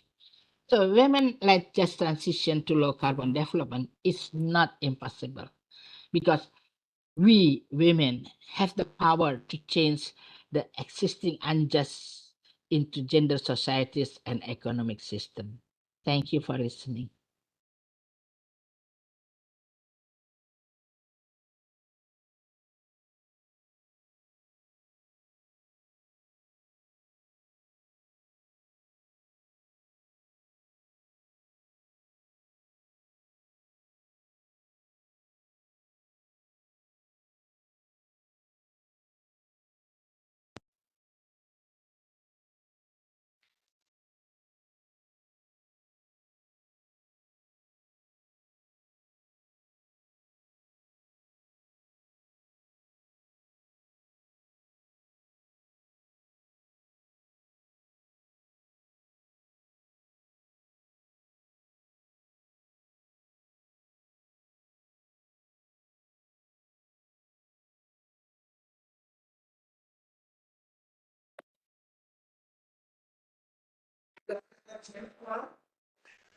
Very much we were expecting her to be here physically, but she is also going to demonstrate online. And her topic is intersectionality in disaster risk reductions. Something about Dr. Harshit Kaur. Dr. Harshit Kaur is a gold medalist in UG and PG study. She is working as technical officer, emergency management, voluntary health services, Center for Disease Control and Prevention, India. Prior to this, she worked as junior consultant in National Institute of Disaster Management, India. She has working experience in landslide risk management in Gangtok, Sikkim. Dr. Harshit Kaur has over 60 research publications in reputed international journals. She is a recipient of a number of awards, including Young Scientist Award and Inspired Fellowship. Now I request Dr. Harshit Kaur to give a presentation, please. A very good afternoon. And thank you very much to ma'am who familiarized me with the audience. So just give me a minute so that I can share my PPT. I hope my PPT is visible to all.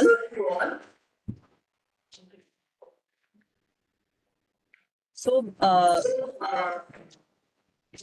the presentation title, you can see that my presentation topic is intersectionality in ERR. So everyone is vulnerable to disaster, but it is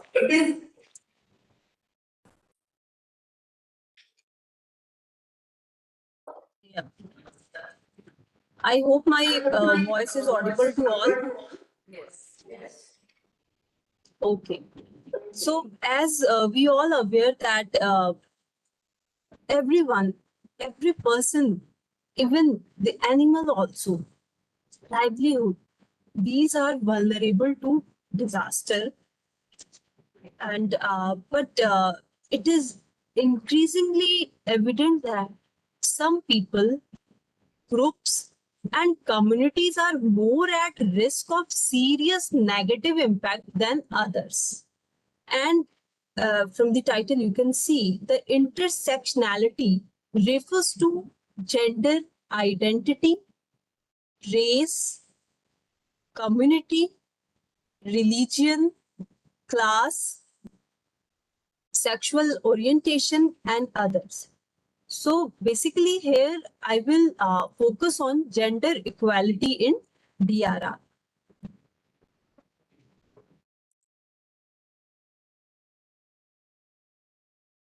You can see from these data that disaster, whether it caused by the virus or the biological hazard, climatic, seismological, technological hazards are not experienced uniform by everyone in our society.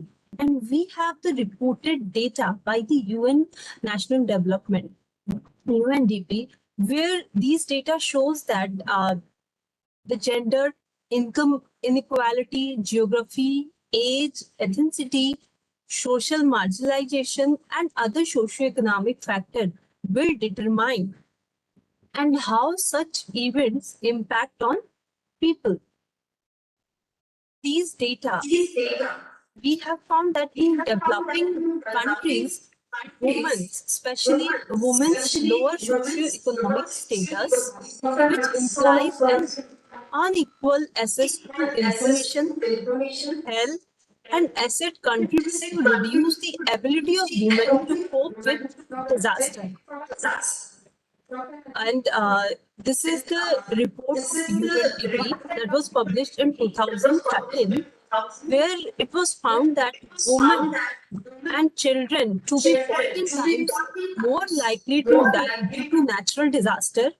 And we have examples like similarly in 2008, cyclone Nargis in Myanmar killed twice as many women aged 15 to 60 as men. Reported data of Indian Ocean tsunami that was occurred in 2004, it was found that more than 70% of the victims were women. And the famous Katrina hurricane affected predominantly African American women, which these data illustrate that the factor poor minorities are more exposed to natural disasters. We have the recorded data which represent the intersectionality in DRR. Now we can see how this global framework linked with the gender equality. So for disaster risk reduction, we have Sendai framework, disaster risk reduction from 2015 to 30. We have 2030 Agenda of Sustainable Development Goal. And during the pandemic time, the COVID-19 time, the UN Development found the gender equality and the violence on women. So from 2022 to 25, they have a strategy of gender equality. So, Sendai framework for disaster risk reduction from Sustainable Development Goal, even the Paris Agreement also. My previous speaker also highlighted the Paris Agreement for climate change. All these global agreements include the common objective of reaching gender equality.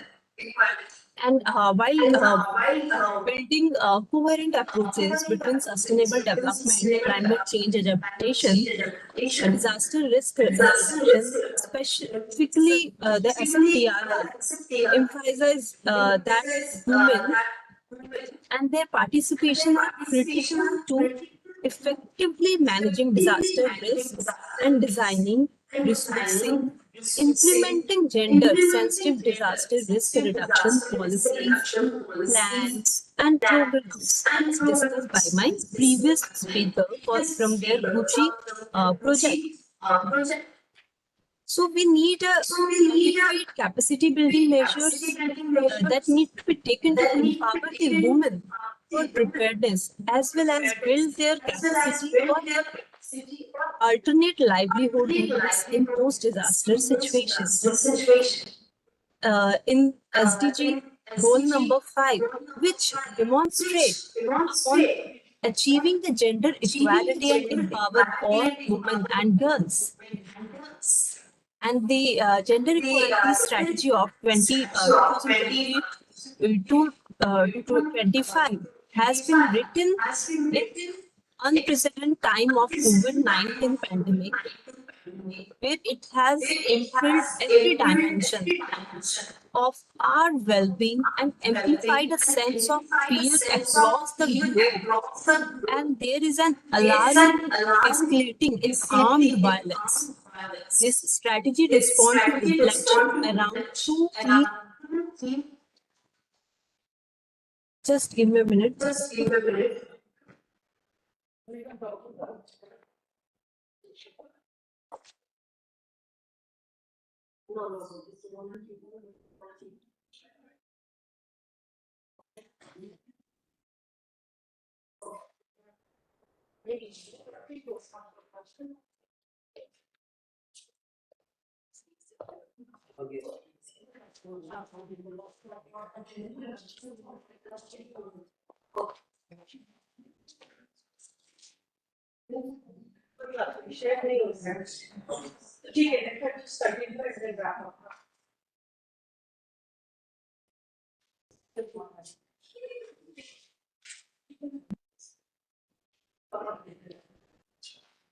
No.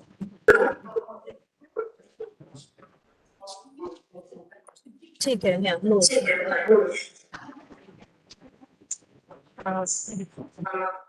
So we covered the global framework.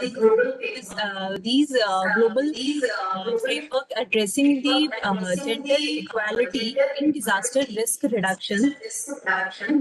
Even similarly, in national level and local DRR coordination mechanism, we need to recognize the gender equity policy that supports women full and equal participation in DRR planning.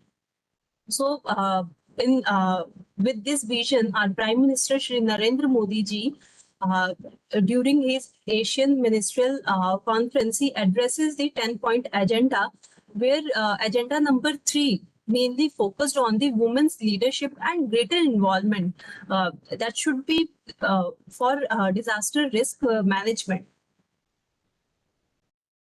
From our national perspective, from gender equality in DRR.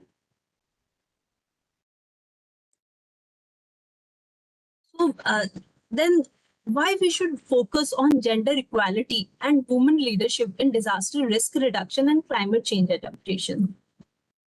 As all we know that the disaster continue to increase many of the prevailing gender inequalities that exist in our society, and this can be seen in the disproportionate impact on from the COVID-19 pandemic that has had on women and girls. And we have the report from the UNDP, which indicates that COVID-19 impact on people of diverse gender. So the direct and indirect impact of disaster and the disruption and displacement caused by the climate change generally reinforce the pattern of inequality already present. So here, first thing is how this disaster impact on the gender, and then we need to empower our women. So promoting gender equality and women leadership in DRR and climate change adaptation efforts is a matter of social justice.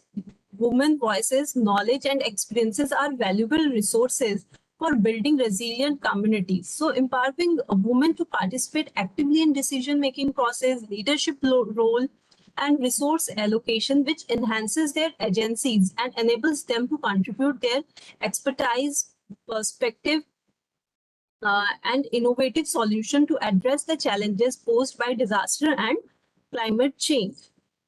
So this is mainly why we should focus for the DRR and climate change adaptation. Now the three spheres of gender mainstreaming in DRR and how we can incorporate this thing.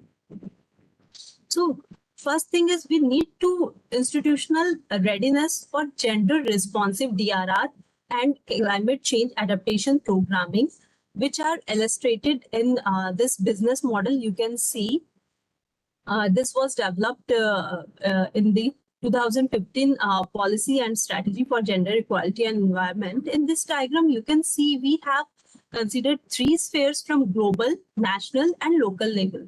So we need to change in process that are adopting in organization. That means our institutionalization. That is also covered in the Gucci project, and that was present by the previous speaker. Then we need inclusive based DRR approaches for gender based programs to achieve our goals. And at global level change, we need to address gender inequality issues in the policies, plan, and strategies. So by integrating the gender equality, equity, and empowerment in policies and practices, organization and societies can work towards creating a more inclusive and just society for all. So I will conclude by saying that we need review gender responsive implementation of in the Sendai framework and others global framework. We need to inclusive DRR approaches, need to change in the approach of the United Nations system as a whole to make significant practical progress on gender equality and disaster risk reduction by 2030. Then there is a need to promote institutional readiness and capacity development on gender responsive program. And fourth one is we need women and girls are also often the hardest hit by the socio-economic impact of both sudden and slow onset of disaster and climate change. So here we need to increase the focus on and use the innovative approaches to build women economic resilience through climate change adaptation, disaster prevention, preparedness, response, and recovery. So this is all about from the gender-based DRR. And the last slides, there is a famous saying that if we educate a man, we educate an individual. But if we educate a woman, we educate a family and nation. And if we do this, so definitely we will able to build back better to our society, resilient nation. So thank you very much. And back to you, ma'am. If there is a question, I would love to answer all the concern and query raised by the audience.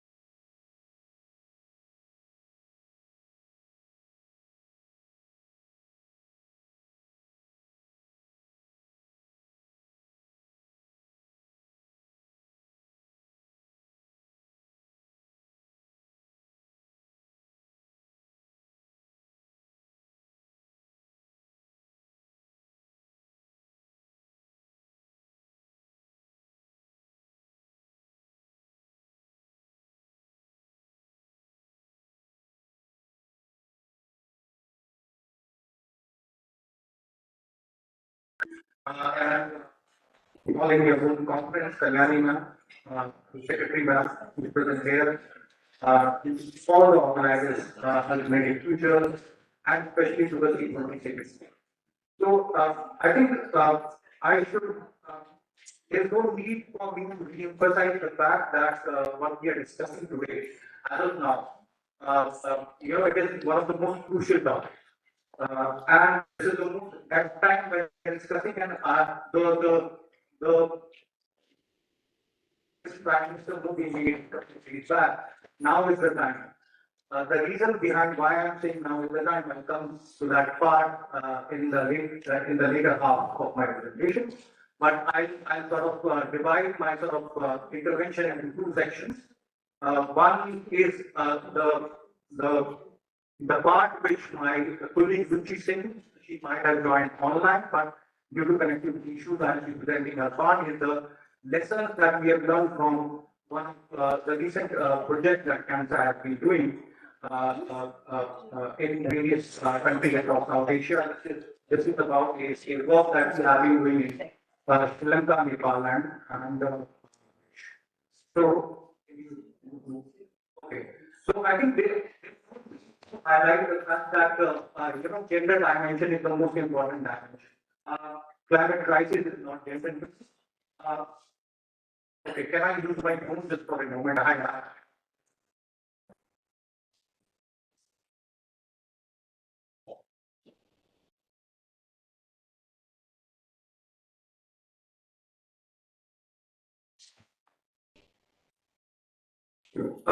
Okay, very sorry for the interruption. Slide number one, which basically tells about, and again, I should say there is no need to re-emphasize the fact that climate crisis is not gender neutral. We all know that girls and women across different sections of the society are most vulnerable and are most impacted, much more when compared to the other gender, boys and men in any given situation. The access to education, employment, financial services, and over and above all the structural barrier, as we say in gender terminology, to take decisions and make decisions is what which is rendering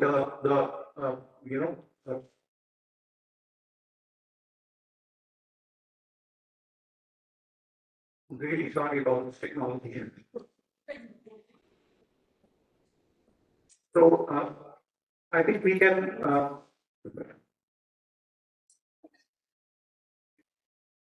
For instance, I think you can hear me from it. Is that okay? Is it audible? Okay.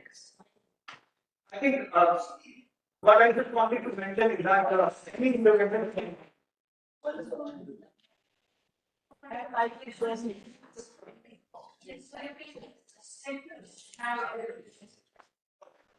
think this is more sense.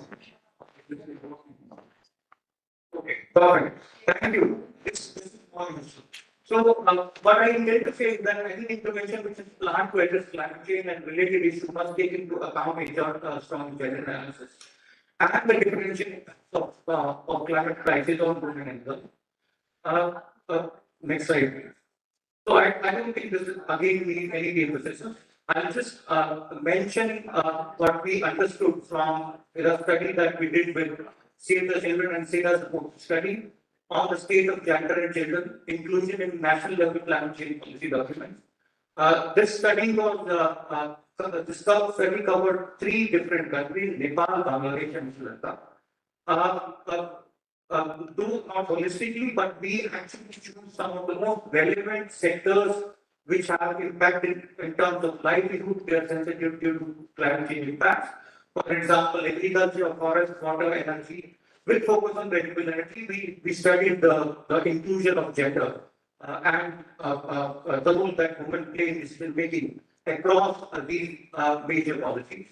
How we define it in terms of parameters and the framework that we use to categorize these policies. Of course, why did we went through all of these studies? The first criteria that we applied was gender neutral and gender blind policies, which of course ignores all of the dimensions which are required in acknowledging the differentiation that needs to be applied when it comes to women, men, boys, and girls and children. The second parameter is policies which are gender responsive and sensitive, which explicitly recognize the specific need or differential need of women and girls, but at the same time they fail to identify the clear implementation strategies that are required to address these inequalities. The third, last but not least, but the most important, is the gender transformative policies. These policies provide clear implementation strategies to address the root cause of gender inequality and consideration of child rights in society. Exactly. So these are the three major climate change action plans for Nepal, Bangladesh, and Sri Lanka. For Nepal, the last climate change adaptation program was drafted in 2010. Again, 6 thematic sectors under the Nepal climate change adaptation plan, which was water, energy, agriculture, food security, and forestry, along with biodiversity, urban settlements were sort of considered while we were, doing a policy review of gender inclusion into these documents. For Bangladesh, the National Adaptation Plan for 2023-2050, which is recently being adopted, has been reviewed. And for Sri Lanka, the National Adaptation Plan for 2016 has been reviewed. Next slide. What we largely found out in Nepal was, again, in these were the key findings from our study, is that the policy in Nepal had largely been gender responsive, which is the second category. But the budget allocation for taking these actions from ground, as Kanban told in the morning, that most of this work which has been done on paperwork, and the real tangible implementation is missing. Or the pathway to implementation or a blueprint to implementation is missing in Nepal. When it comes to Bangladesh, I think one of the most progressive gender transformative policy, National Adaptation Plan, has been put forward by the government of Bangladesh, which also includes budgetary allocation for women empowerment and addressing the climate change related stress on children. But still, the allocation of budget for transformational change, a change which can bring, really meaningful action in terms of decisive changes when women and women-led decisions are being taken on grassroots level, is largely missing when it comes to Bangladesh also. So we marked it green. Sri Lanka, of course, falls behind, being a gender blind sort of a policy document which does not explicitly mentions or figure out the difference between the distinction need for women and children when it comes to climate action and climate change. Exactly. Just to summarize our key findings, I think what we need to do is that we need to, again in the morning, one of the speakers said, that there is a structural barrier issue when it comes to all the things, when it comes to organic farming or anything that is to do with farming at village level. Men are the ones, it is the women as head of the family those who take all the decisions. And then when it comes to harvesting and decisions about cash and the decision about market linkages, it is the men who comes back and do all the settings and decisions about which crops are to be sown, which crops are to be, harvested, and what are the market linkages, so and so. The second point is about provide equal opportunity for women to access and benefit from proposed interventions. This is more about decision making. We have understood that most of the policy making across the national governments in India are sort of paperwork. They need to be implemented in terms of decision making. And third is that we must recognize that placing gender at the center of all decisions and policy making should be done. So I think with that, I'll just summarize the feedback that we've got from the review of 3 National Adaptation Plan in Sri Lanka, Bangladesh, and Nepal. But coming back to the international policy linkages, which is the work that I do, is that in the morning, Aditi, spoke about the linkages of climate action and climate change, the Paris Agreement. We are at a point where G20 if the last G20 was done in Indonesia, which was a global southern country. The current G20 presidency in India, the next G20 presidency is going to be with Brazil, and then after that, it will be South Africa. So we are at a point where we are seeing 4 consecutive Global South G20 presidency at this moment. We are also at a point where the last COP presidency was a African COP presidency with Egypt to be. The next COP presidency will be Middle East region, of course, largely Asia COP, which is the UAE COP. I think we are converging, and the point that I'm trying to make is that the time is now, is that the global south need to define how vulnerability is going to be, understood at a international level. Vulnerability not only about communities, but also about women. Vulnerability, the differential vulnerability of how communities are impacted needs to take a gender lens. So that's the crucial movement that all of these presidencies from Global South, from COP and from the G20 presidency needs to take in account that this has to be the narrative for gender inclusive and transformative approach has to be built up. With that, I'll just thank you.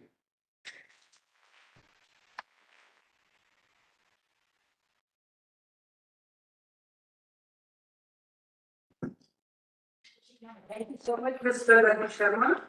Lovely and detailed presentation, and especially you have given us the information about the South Asian countries of Nepal, Bangladesh, Sri Lanka, and the role of gender.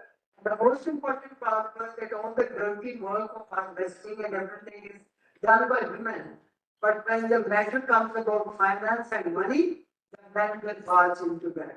Thank you so much for giving that perspective. And now, Mr. Dr. Manish is with us, but he doesn't want to speak. He says he would rather listen. But still, we do our job. I'll invite Manjukat, I'll request Dr. Manjukat to kindly felicitate Dr. Nidesh. Manju, please.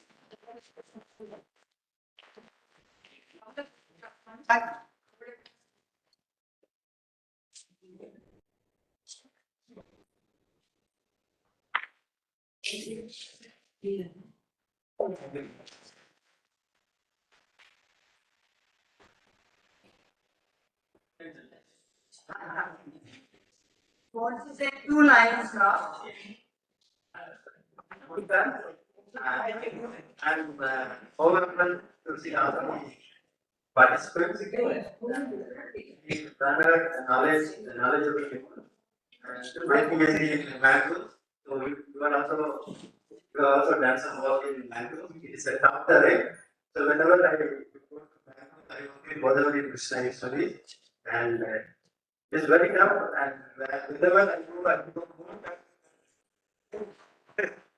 because it is a challenge. And now I request this association to work with all the coastal states.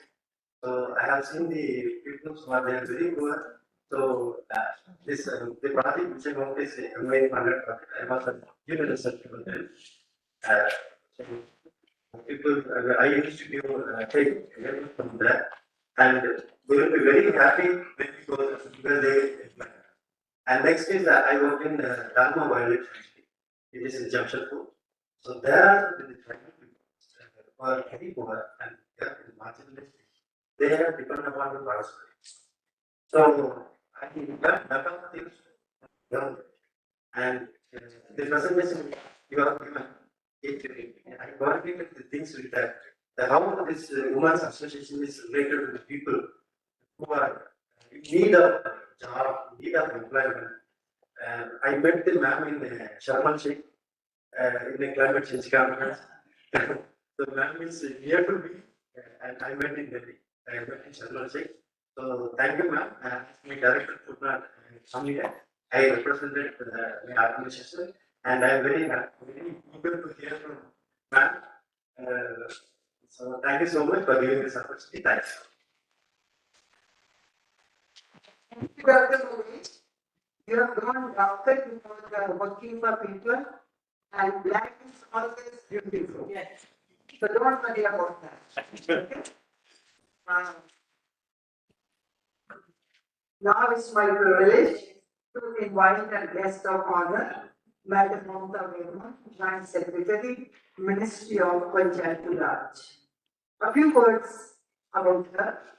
Madam Mamta Verma is Joint Secretary, Ministry of Panchayat Raj. She has worked extensively in operational as well as policy work with the government of India. She was part of the team to set up the only public broadcasting news channels of the country. Please give her a big hand for that. Ministry of Panchayat Raj, Mrs. Verma was Additional Director General, Ministry of Information and Broadcasting, Press Information Bureau, and Director News and Programming in Doordarshan. Thank you so much for coming. Now I request the President Kalyani Raj to kindly honor Madam Mamta.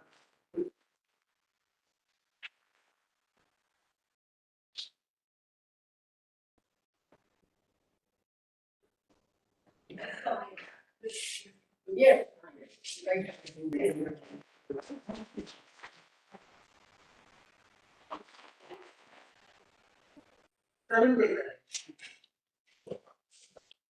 Spelling, please. Thank you.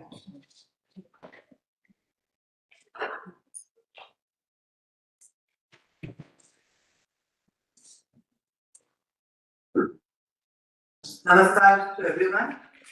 I am grateful and privileged to be here, especially to Madam Kalyani Raj, who I have known and worked with, I think, for a few years now. And it is very heartening to see, I think, you are pioneers towards getting between the country where perhaps now these are mainstream words, but when in 1927, I think the All India Women's Conference was set up. So when the All India Women's Conference started doing, you have shown the world the way, I would say, at least the country the way. So I'm privileged and I thank everyone. What I think about here is, since I'm coming to the Ministry of Panchayat Raj, I would largely want to talk about what we are doing and how we are making our efforts towards mitigating, not climate change, at least intervening towards sustainable development. Also, how we are committed towards picking up women leadership, because that is where leadership stems from. It's from the grassroots. Once the great leadership in the grassroots, it is the leadership for the next stage. So I will talk about that. So I will begin with, So I will begin with how do we, there are three areas I will talk about. One is how do we bring in women to become part of the workforce that also stem climate change. So for that, the government has a very massive program on Swachh Bharat. So there are these grants given through the Finance Commission to the Panchayat Raj institutions, which are around, I think, 70,000 crore every year is given across the country only for Swachh Bharat through the Finance Commission. Now, and another thousands of crores go from the Ministry of Sanitation. So this is one. Other than that, there are all kinds of initiatives in the village level, or the panchayat level, or the block level, or the district panchayat level, where O&M is required. You would understand that there are structures in villages which get into disrepair. They are built, but then after that they are not looked after. So I think we all need to work towards, and then about it also, I think O&M workforce consists of women. So to an extent, it is largely, and for that we have a vehicle. The vehicle is of the SAG. There has been a massive increase in the SAGs in the last 10 years, and for which the Kutumbashri in Kerala, Shakti in Mission Shakti in Odisha, and Chittisgarh, Bihar, I think they are very impressive examples. So the entire waste collection in Kerala is done by Kutumbashri. There was a Mahina Harit Sena. They pick up the waste, they do the segregation. So it is, they are involved in it. So this is for you, why I bring to this over here today is that you, through the SAG, you have it's a lower hanging fruit, so to say. One can engage with them, the government also, and I think every policy that the government is making today, even whether it is for renewable energy, whether it is for energy, the thought is to include wherever you SHGs, because already in organizations create to be SHGs. So one level of setting is already done for the SHGs because they are interested in work, and now they have an organization, so it is easy to approach them. So the ONM, now the government is looking at financial through women through the SHGs and other ways also. Because like Einstein earlier said, the man who migrates out is in the city, but the woman is there. Whether she's doing farming or the people finished with largely the women workforce is still in rural areas. So that is one. I just wanted to touch upon that topic. Now the second thing is that how is the ministry working towards sustainable development? In fact, I would say that they have I would not even call it a massive exercise, I would call it a transformative exercise that the ministry has done, where the 70 SDGs have been subsumed into 9 localized sustainable development themes. Now, every panchayat, every block, especially the panchayat, because that's a big block, is making plan. It's a ground panchayat development plan. So the expenditure, any money coming to the panchayat, a number of functions or services are now mapped to panchayats.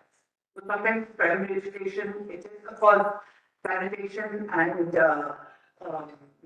primary health, then even basic health. There are about 29 subjects, of which perhaps 30% are mapped to panchayats. So for that, they make a panchayat development plan. To make that plan, now beginning this year, it started in maybe 2nd October 2022, where the plan of panchayat is based around 9 localized sustainable development goals. So the 70 sustainable development goals have been subsumed into 9. So the plan in the Gram Panchayat is being made around SDGs. So that is how we have gone and how we envision how transformative this will be in 5 to 10 years. So the 9 units are women friendly panchayat, gender panchayat, then child friendly panchayat, clean and green panchayat, healthy panchayat, water consumption panchayat, panchayat with good governance panchayat. So this is, and these are the 70 SDGs through these themes. So now what the panchayat does is on 2nd October, they take a sankalp. That is that 9 themes, we will make a bottom 20 panchayat, or we will make a panchayat, a gold 20 panchayat. Now a panchayat has a budget of anywhere between 20 lakh to say 50 crore, depending on the population and depending on the wealth of the state. So now in that, about maybe they expected to put a larger portion of the budget around the sankalp. They can take 2 sankalp. So they can make a sankalp of a healthy panchayat, or they can make a sankalp of a women friendly panchayat and green and green panchayat. Now they have to put 50% of budget around their 50 sankalp. Now the panchayat is working towards ensuring this. So this is how I wanted to relate to you how the Minister of Panchayati Raj is working with every panchayat in the country to bring in sustainable development. Because now the panchayat is making it plan through the lens of sustainable development. So that I think is revolutionary in itself, where people now, in addition, how do we incentivize it? Our ministry has the President Award for the best panchayats. Each panchayat in the country, which is about 2.5 lakh panchayats, each of them are to fill in their activities around these 9 themes. So then a selection is made, and the president, this is the president gave these awards, every other president gets these awards of the country, where the panchayat, which is 1, 2, 3, which has done the best work for water friendly to save the water and have an award. We have done for waste collection, they are given 1, 2, 3 awards. So I have done to bring up the students of women are given award 1, 2, 3. So once the awards given out, they will be available on our website. Now, around this sustainable development, what we've done towards we now go towards leadership. How are we getting towards that? I wanted to show the video. So we, as you would know, there is 33% reservation was part of the 75th Amendment. And the 74th, which brought in locals and governments in the country, whether it was at the rural or the urban. But over time, now 21 states and union territories, 19 states and union territories have brought in 50% reservation. So now, out of the 51 lakh elected representatives, because besides sarpanches, there are ward members, there are block committee members, there are Zilla Parishad members, around 14.5 lakh are women. So we have, there is this massive base of women leadership. Now I would like to show to you how when women they come to positions of power, they become, their sensitivity towards cleanliness, towards sustainability is higher. So I would want to show a film about the master in UP, what she did. Uttar Pradesh, यहाँ का एक जिला और काका हाथरसी की नगरी हाथरस में स्थित है एक अनोखा गांव राजपुर। राजपुर अनोखा इसलिए क्योंकि यहाँ के लोगों ने अपनी जीवन शैली से सिंगल यूज प्लास्टिक को बाहर कर दिया है। एक साल पहले तक राजपुर गांव ऐसा नहीं था। गंदगी ने गांव को जकड़ लिया था। वो बदलाव ने करवट तब ली जब प्रियंका तिवारी इस गांव में ब्याह कर आई। गांव में हर जगह गंदगी दिखाई देती थी, खास तौर पर प्लास्टिक का कचरा गांव और गांव के घरों को जकड़ रहा था, जिन्हें पशु पंछी मवेशी खाकर गंभीर रूप से बीमार होने लगे। प्रियंका तिवारी ने पत्रकारिता छोड़कर गांव में रहने का फैसला किया और साथ ही प्लास्टिक वेस्ट यानी कचरा मैनेजमेंट को राजपुर गांव के लिए एक जन आंदोलन बनाने का ठान लिया। प्रियंका तिवारी ने प्रधान बनते ही प्लास्टिक बैन का एक नोटिस जारी किया। साथ ही गांव में मौजूद सभी दुकानों पर जाकर दुकानदारों और ग्राहकों को इसके फायदे बताए और साथ ही प्लास्टिक से होने वाले नुकसान भी गिनाए। जनता को जागरूक करने के लिए गांव में वॉल पेंटिंग और पोस्टर्स लगाए गए, लेकिन कोई अपेक्षित सफलता न मिल सकी, जिसके बाद ग्राम प्रधान प्रियंका ने खुद कूड़ा कलेक्शन करना शुरू किया। वह संदेश भी दिया कि जो भी व्यक्ति कूड़ा फेंकेंगे वह खुद ही उसको उठाएंगे, जिसको देखकर ग्रामवासियों में गंभीरता का एहसास हुआ, जिससे लोगों में जागरूकता दिन प्रतिदिन बढ़ती गई।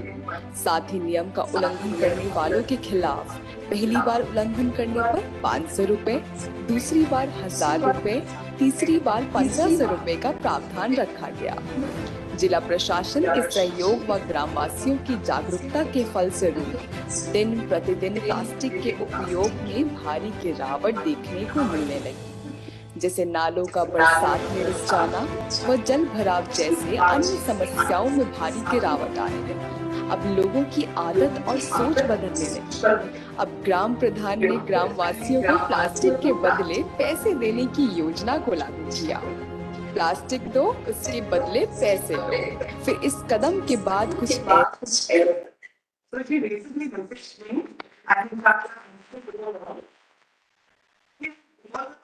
the district has given her a truck where waste is converted into road tires.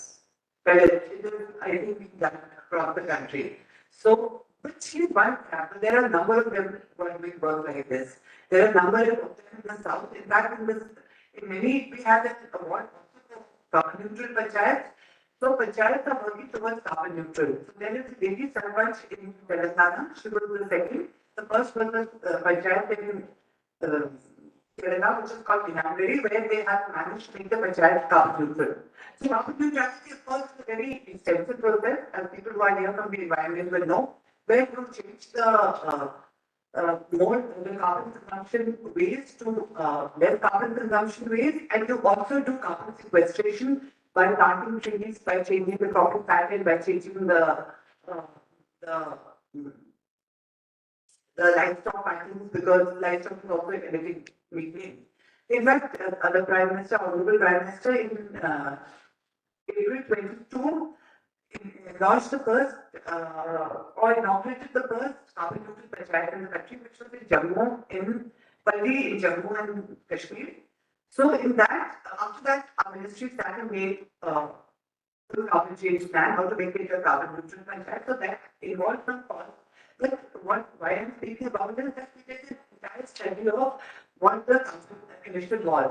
So 40% is household. So this is where women come in. There is, of course, a vehicle emission, there is other emissions, but 40% is household. And we of course have worked together and we reached the government. So they are now transitioning from the household carbon emission towards biogas, and also they're changing the vehicles. It's just plan, of course, planting of trees, and they're moved towards solar electricity. So but when 40% is one panchayat, the household emission, that means that would translate to the variance of 10% perhaps. I think it will be 20 or it will be 50, depending upon the population, depending upon the geography of the place. So that is how we need to work with women, engage with them, and perhaps work with the governments over there. That how can we transition? There are efforts going on across ministries. Minister of Energy has this vision of a Haryali Gram, where they make a study of all the activities in the village, and then they change their ideas. They put in biomass, gas plants. In fact, they even take the roof pipes, so that will be less air for the cooling. Then they also put in there are efforts also which I saw earlier, where the waste, household waste is converted. But in fact, there is National Institute of Rural Development, Panchayati Raj in Hyderabad, where the household waste getting fully changed into gas, into biogas. So they have units outside home. So I think all kinds of technologies which, as we understand what climate change and impact upon us, these technologies are just slightly a matter of time when they become wider and they are taken up. I think we are at a stage where it will become a, from an arithmetic progression to a geometric progression. I think in a matter of a few years, we will see change being accepted and people, and it also becoming economically viable for people to enter into these spaces. So I would now, in fact, we also have awards of women benefits. I wanted to show a video of Jammu and Kashmir where how a woman panchayat changed the economy. I just wanted this. It is not related so much to climate change, and this is to the leadership role a woman can provide and make a life. Deeper sense of where they belong to and deeper empathy with a desire for changing those around them, starting with their families, you can start changing them.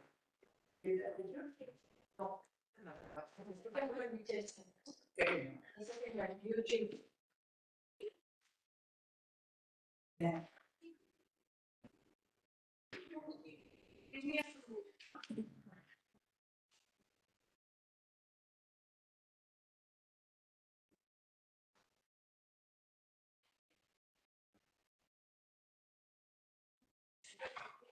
So in fact, our ministry is in the video.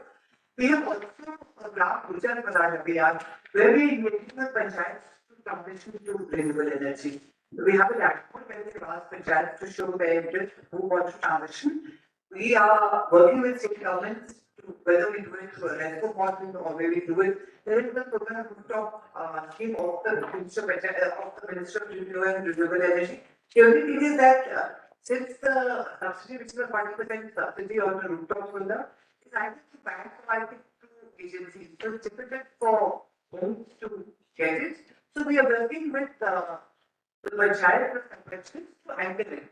So it's already been done in some panchayats. Very good example is a panchayat in Kerala called Telangana, where they had now setting electricity to the grid. So not only are they become renewable, but I would say, you can count these interventions. We have to go to interventions which we don't count. They are endemic or they are across the system. But yes, we are working towards material development. We are also now going into a panchayat building index. So we are working towards making a sustainable development intrinsic to the thought process of a person. How it is important. I think they understand. Because the impact of climate change is the maximum in rural areas, whether it's in crops or it's on their disaster. It's always, they are impacted by disasters the most because health issues and data. In fact, they're working with the National Institute of Disaster, the NCM, National Disaster Management Agency, to work in the 86 most disaster-prone districts through the Panchayati Raj system to develop disaster mitigation capacities and also disaster reduction capacities. Both of them. So that this is at the nascent stage, but we are in talks.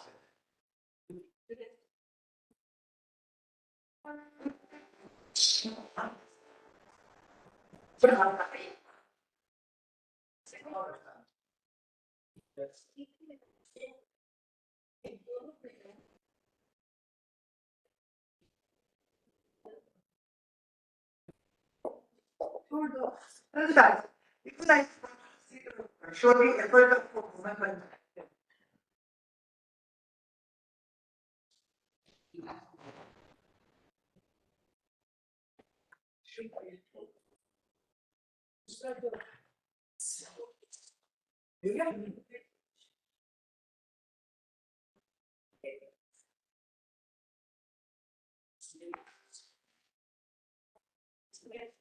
Yeah. So this is happening because this JNK as a woman survives in this. Kashmir में एक गांव बनता है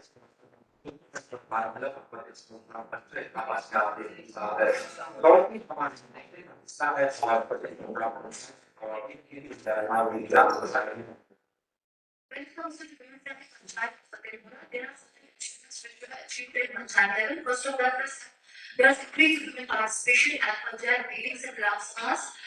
Presently, we are having 28 institutes and all are undertaking on finance. Road campaigns which are led by the health department and institutes. They help females know about the different schemes in panchayat level. एक सरकार होने के बाद एक पंचायत में policy सरकारी में मगर सरकार में पंचायत से सरकारी पॉलिसी की है तो इनका रिपोर्ट सरकार भी साथ करेगा और अब सरकार के पासों का आपकी छात्रों के लिए बहुत भी मौजूद है इन तरह से लड़ने के लिए सरकार की लागू प्रपोज जिम्मेदारी है हाई स्कूल से वहाँ पे भी हमारे मेडिकल कैंप्स चलते हैं वो बताने के लिए अवेयरनेस करने के लिए और हमारा जो self help They have to take the step to make them adapt at the beginning of and they have to put it back. ठीक है And then we have an audit. इसमें गाँव फॉर्म्स दे रहे हैं sheet forms का forms they रहे हैं दुनिया से पानी यहाँ पे चला रहे हैं एक लड़की कभी भी किसी चाइना का एक प्रैक्टिकल प्रैक्टिस काम करते हैं इसको कहेंगे हम वुमेन डिपार्टमेंट आज के बाद सालों पंचायत पर मांगे फातिलों की खवातीन को मजीद बनाना है सिर्फ मजीद मशरूम यूनिट खोले जाएंगे ICDS की मदद से और खवातीन की शमूलियत यकीनी बनाया जाएगा और खवातीन की तालीम लिहाज से भी सलाहियत बख्शी जाएगी और इसके साथ साथ रूरल डेवलपमेंट डिपार्टमेंट के इख्तियार से यहाँ कई बार प्रोजेक्ट्स खोलने के यहाँ की सरपंच पाजमत है So she came and spoke in one of our conferences and she was so confident and this is we changed my whole family. So that is all I can say. If anyone wants to ask something, I'm happy to speak.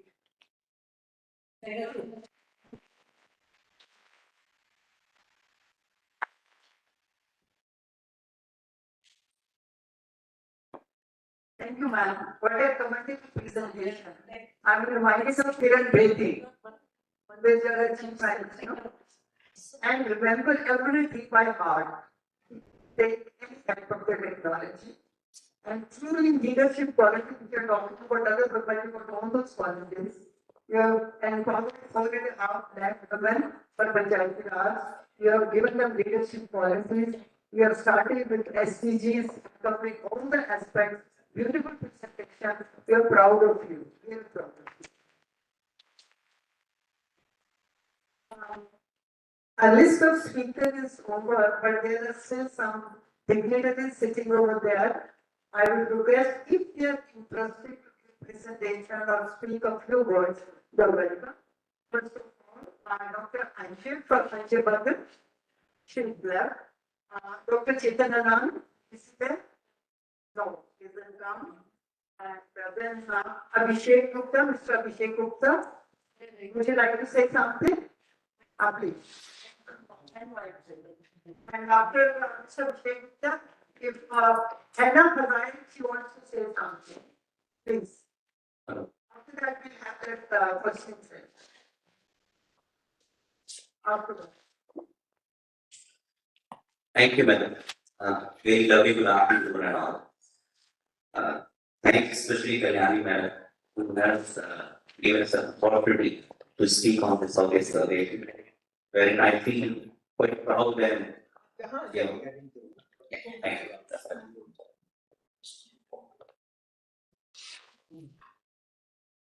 I'm really honored to be part of this exercise what is being done here. In fact, we met just last week and we had some lovely discussion out there in our office where we see that there are a lot of synergies which we can find out and work together in several areas. I represented Energy Efficiency Services Limited. It's an organization under Mr. Powell. And we have been really active in doing the things on ground. Just to illustrate a few things what we are currently doing.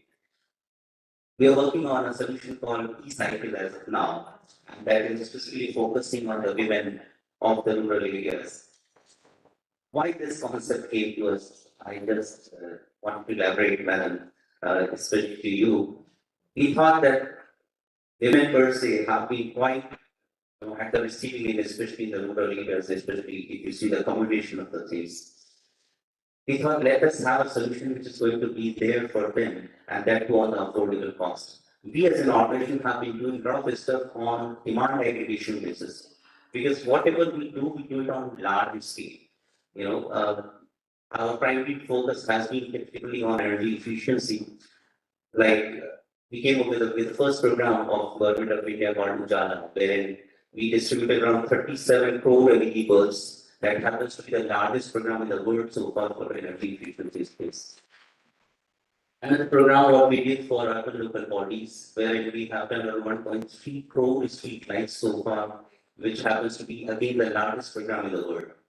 So the point which we are trying to make here is that we want to collaborate with more and more such organizations which we are thinking of aligning and doing things together, because we personally understand that though we are quite young and quite small in organization structure basis, but we find that there are a lot of partners who can help us achieve the mission what we intend to, and that's the mission of carbon neutrality and achieve net zero by 2070. Another program what we are doing is about solar induction to stove panel.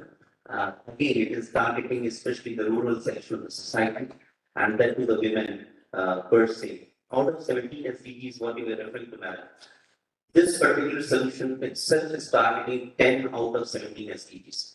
There is no other program which we could think that can have an impact on 10 SDGs in a single shot. It is not only cutting across the poverty or hunger or the women's section. So many other aspects apart from these are also being covered through this program. We are talking to MNRE on this. We are taking the support and guidance of Honorable Minister has been trying to help us in building this program. In fact, his guidance is continuously giving us more and more clarity on how do we bring out this program in making this a successful program for all the states of India.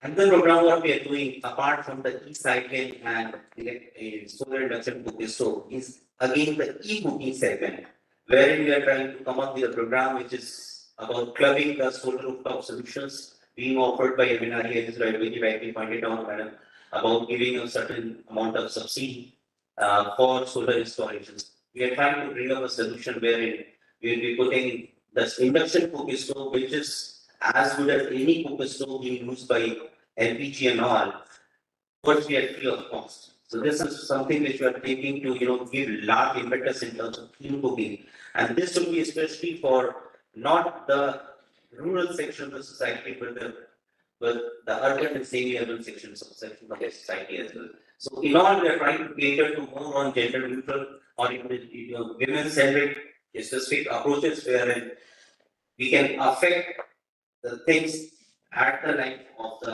the life of the women at large in positive way. Thank you so very much. Thank you.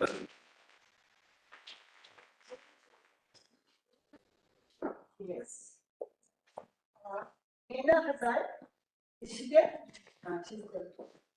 Very quickly, I'd like to thank the organizers, Kalyani ma'am, for the overall leadership and promoting on this very, very important, C20 event on gender response and climate action. I represent an organization called Change Alliance. Change Alliance, which has a legacy of over 60 years working in India. With more than 300 partners on, we do a lot of work on impact advisory on climate justice, gender justice, and that's why this subject was very apt. And we've done some commendable work with a lot of partners in terms of what ma'am was talking about, engaging with giants and talking about climate budgeting also, and building capacity of the the giants on how they become empowered to come out with their own plans, this way, also integrating with the disaster management plans. We see that there's a disconnect between the disaster management plans, the climate action plans, and the gender responsive plans. Just come from some national platform for DRR events, which concluded with some recommendations on how all these action plans have to be gender responsive, and just concluded with a 20p event.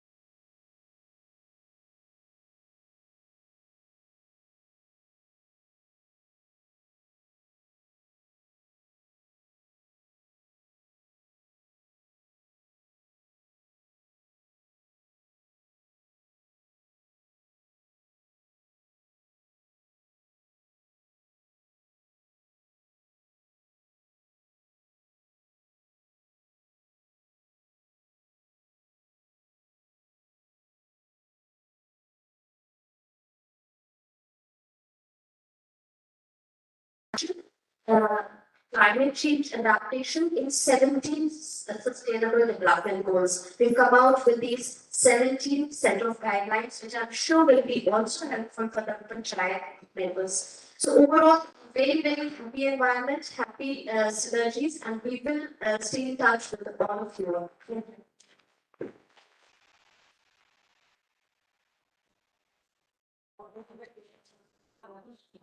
Thank you so much.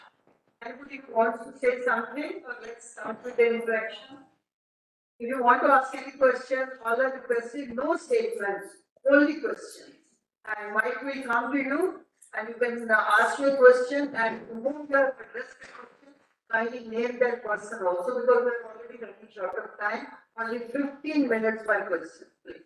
Thank you so much for being so patient and so accommodating. Thank you so much.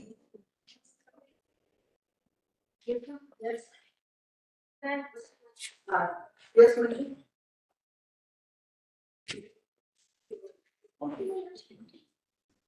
My question is to Aditi. Having understood all these deliberations, and I must congratulate Kalyani, who has doggedly worked to bring this platform here for the last so many years. And we are now deliberating on all this. But behind it is this unseen hard work and dedication. So having congratulated Kalyani to have brought us up to speed, I'm asking Aditi in COP28, having heard all what we said, what is your ideal takeaway on what you think COP28 will deliver to the world? Is it what COP28 will deliver to the world? If you want my personal opinion, not much. Entirely. We have to do something, we have to do it. But I think what is more important of this platform is that what is it that we can carry into COP28, what are the synergies that we see. So one, definitely one definite area is that the top leadership does want to see more participation of women in the delegation. So I think a lot of stories that, Makabanga ma'am has told us, I think those kind of stories, if we can take at the COP with, leadership and participation demonstrated by women, not just being there. So I think that is something that the UAE, where the next COP is going to be held, is something that they have already talked about. Yes, I think leadership is something that they are talking about. The second second thing that we're having from here are really what the G20 is talking about are climate action examples, right? So I think the whole emphasis for C20 has also been on Udaharan. Where is it that we have actually excelled? How is it that we have excelled for a country like India, which is known for its poverty, illiteracy, all the wrong things in the world? How is it that we've managed to do what we've managed to do? And we've heard some of the stories today, whether it's by civil society, whether it's through the government system. So I think because the whole emphasis of COP28 is also now on climate action. So climate impacts, yes, but climate action. How do we implement the Paris Agreement? What do we do which can be scaled up? So I think those are the kind of messages that we can take to COP28. Thanks. Hi, I'm Kriti. I'm working with Children Environmental Research and Action Group for climate change in general. And my question is to Aditi now. You have mentioned about economic access in terms of cash income. And my work is with the mission as to develop and provide capacity building various traits of leadership, like negotiation, problem solving. So when it comes to giving access to funding and financial rights, what would be the solution or the way for it? How should they be accessing economic rights or access to finance by themselves? What on ground? What would be the Thank you. Someone, who's hardly experienced, that's a very loaded question you asked. I think you won't be trying to answer that question for a long, long time. So I think, well, one foot is the self-help group, but I'm frankly, personally, not very fond of self-help groups. And the reason for that is that I believe empowerment should be individual. It should not really be open collective. But so far we've been talking about family. A lot of the schemes go to the family, thinking that you work it to the women, it doesn't. There is the intra-family relations, and also within the SHGs, it's not that every woman gets empowered. So I wouldn't personally do that, but I would still say that, wherever you find the government schemes are there, where they may be using SHGs as a vehicle, it's definitely a step that these women should get into, because connectivity does build a lot of strength in women, right? But I think that's not where we should stop. So I think where we should go forward. And for that, I think it's extremely important to include the men. What we usually do is that we don't talk to the men. A lot of civil society organizations work with the women, and men are not even interested. So I think it's extremely important to work with the men to try and break down the gender stereotypes on the ground and say, well, okay, if the women are busy here, what is it that you can do to help her? When you go to Qatar, we'll hold a demo for that. Let's see how many of you can cook it up. They may stop at it first or whatever. But especially in urban areas, say where Chintan is working, people are becoming more progressive, right? And if you tell them, listen, aapki jo betiyan hai, unko bhi wahi shaadi karegi where the boys can cook it up. So you might as well, demonstrate it in the house, and we know that's true. More and more, we have to partner, all kinds of household work too. So I think that's extremely important. Work with whatever government schemes are there, whatever vehicles they are using, because I think connecting poor women, marginalized women to government schemes is extremely important, whether in village or urban areas, because उन्हीं का हक है, उन्हीं की चीज है. Government is also looking for targets and they're also looking for benefits. So it's a win-win situation. And the second thing is to work with the entire household, work with the daughters, work with the sons, work with the husbands, the brothers, work with the family. Because that's where you will nudge the power relations and not just the. I just want to add on to that awareness generation, that's what I think, that's what Aditi is also meaning. I think what we need to do is improve the awareness generation, and that's what we are also trying to do, linking them up. The government schemes and with the various other things, not only the government schemes, even with other NGOs who are doing, or even with the other stakeholders. I think that connecting them together is something most important, and for that, first of all, they need to be aware of what is available. Only when they know what is available, only then I think they can avail them. So that is, I think, most important, and that's what we are also going to do.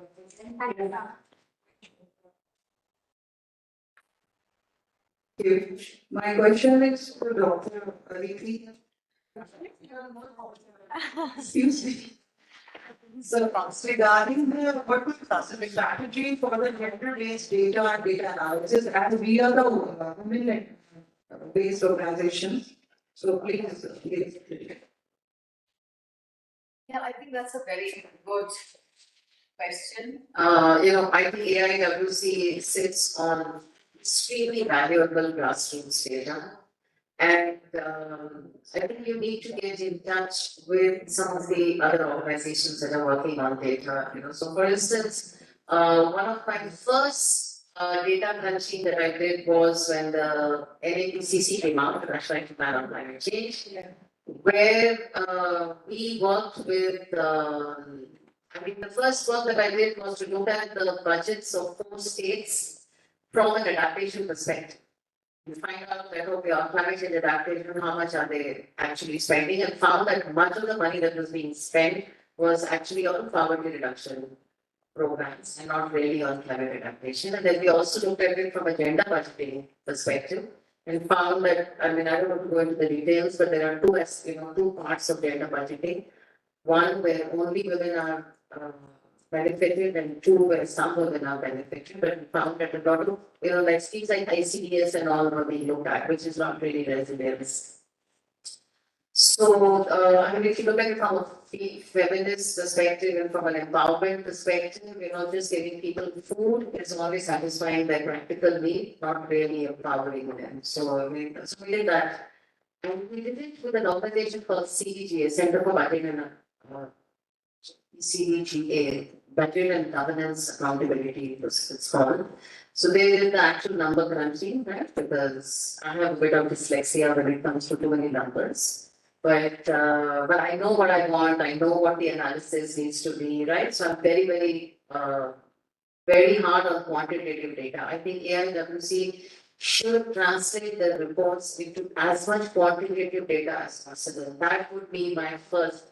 We've got people from the government here. Government people, scientists, we've got scientists, they understand number crunching. They don't understand words and sentences, right? They understand number crunching. I give them a pie chart, they'll immediately get it.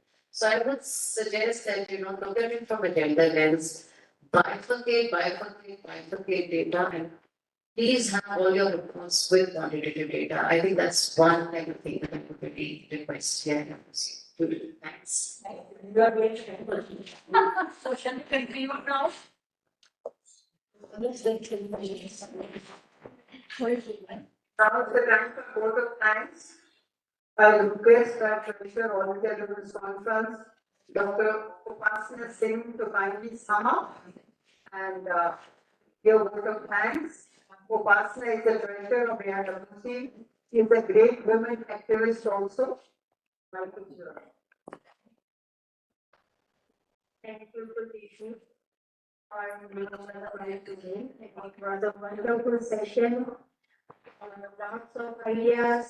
I am it's very hard to sum up so many ideas, and all the speakers are very good. Before giving my vote of thanks, I would also like to share 2 words. So I'm thinking about this. Sea levels are rising Glaciers are shrinking and agricultural land is degrading due to expanding deserts. This is forcing people and nations to make disparate choices. New challenges, tensions, conflicts, and disasters are all fueled by climate change. So, new thinking, new programmatic responses, and greater agility are needed to respond to our fast changing world.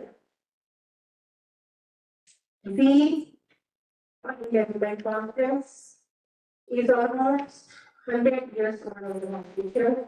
We have unique access to grassroots communities nationwide. We know that things are worsening and seasons are undeniable. We are working hard to spread awareness on seasons and disasters. We are partnering with others to build their resilience and prepare them for crisis. I take this opportunity on behalf of All India Women's Conference. I feel immense pleasure to propose a vote of thanks for today's program. I want to express my sincere gratitude to respected Madam Mamta Vermaji, who has spared her precious time from her busy schedule to grace the occasion and enlighten all of us with her ideas. Thank you so much, ma'am. You rightly talked about government policies and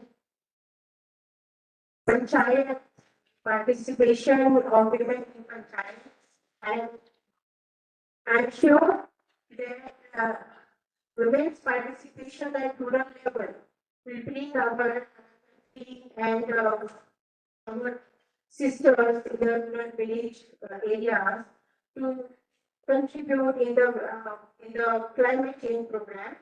Thank you, ma'am, for your insight. And our other speakers, first of all, I would like to thank Ms. Dr. Aditi Kapoor. Your excellent presentation, your ideas about gender equality, your PPT presentation was enlightening for all of us. I'm sure that we will work well in the future.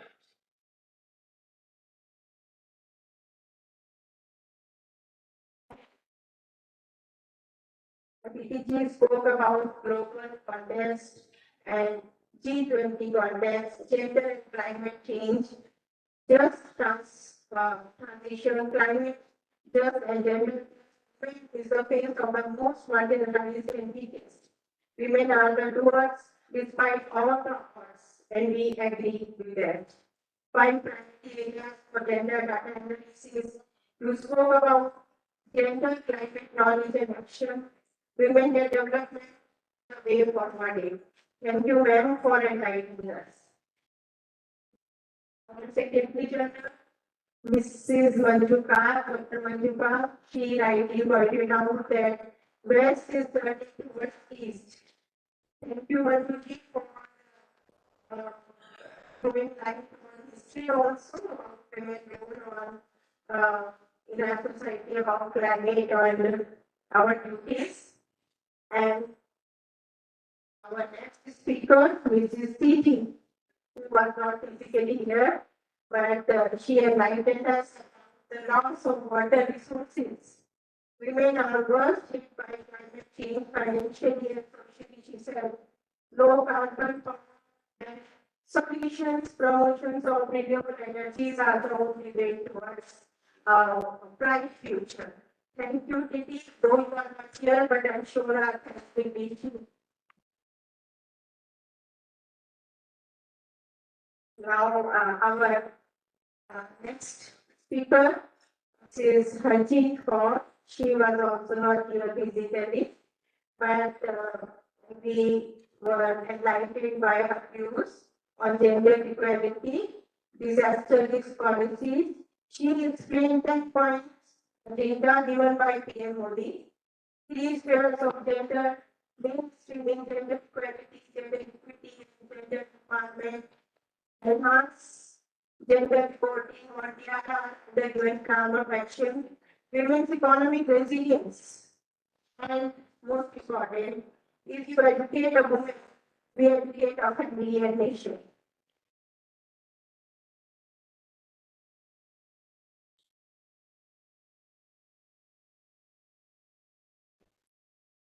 Mr. Nupur Sharma and Ms. Ruchi Singh, they gave a wonderful presentation. They spoke about the gender equality, gender equity, about women, men, because the impact of climate change is different on men and women. We all know that women are more affected because they are looking after family, and men actually migrating where the climate is not according to their wishes. Thank you so much. And Mr. Mahesh, who was representing Mr. Sarvan Bagaria, he also spoke lots of yeah, sorry. He spoke about his ministry's contribution and post-data work, and we are sure that we will join hands with you and work together for a period of time. And Mr. Sarvan Bagaria, sorry. So, I take this opportunity to thank everybody here, for all the guests, for all the members who are here and join this session, all the MICs, all the guests, all the, yeah, the lunch is afterwards, yes. I will announce that. So I take this opportunity to especially take few names who made this program wonderfully successful. This is our ex-Secretary General, Mrs. Surjit Pawar. Everyone here all the time. Yeah. And Mrs. Aisha Gambhir. And events for this program, Ms. Sheila Satyanarayan. Yeah, Ms. Sheila Satyanarayan. Yeah, okay. And Ms. Madeline Marin. Our national leader. And I thank our zonal organizer, Simi, for coming from the coastal area. Yeah, and in the end, I would like to thank our team, our program officer, Pratibha, Ritu, and all the members from staff.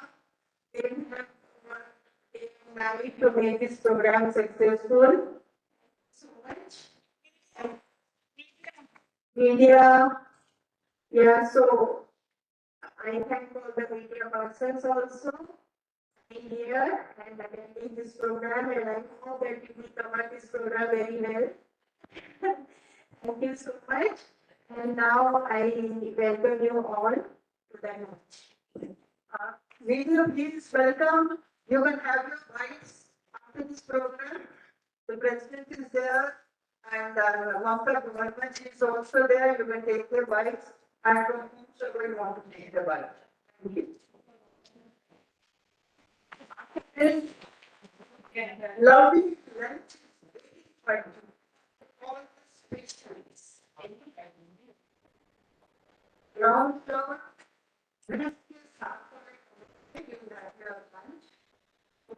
enjoy with ice cream.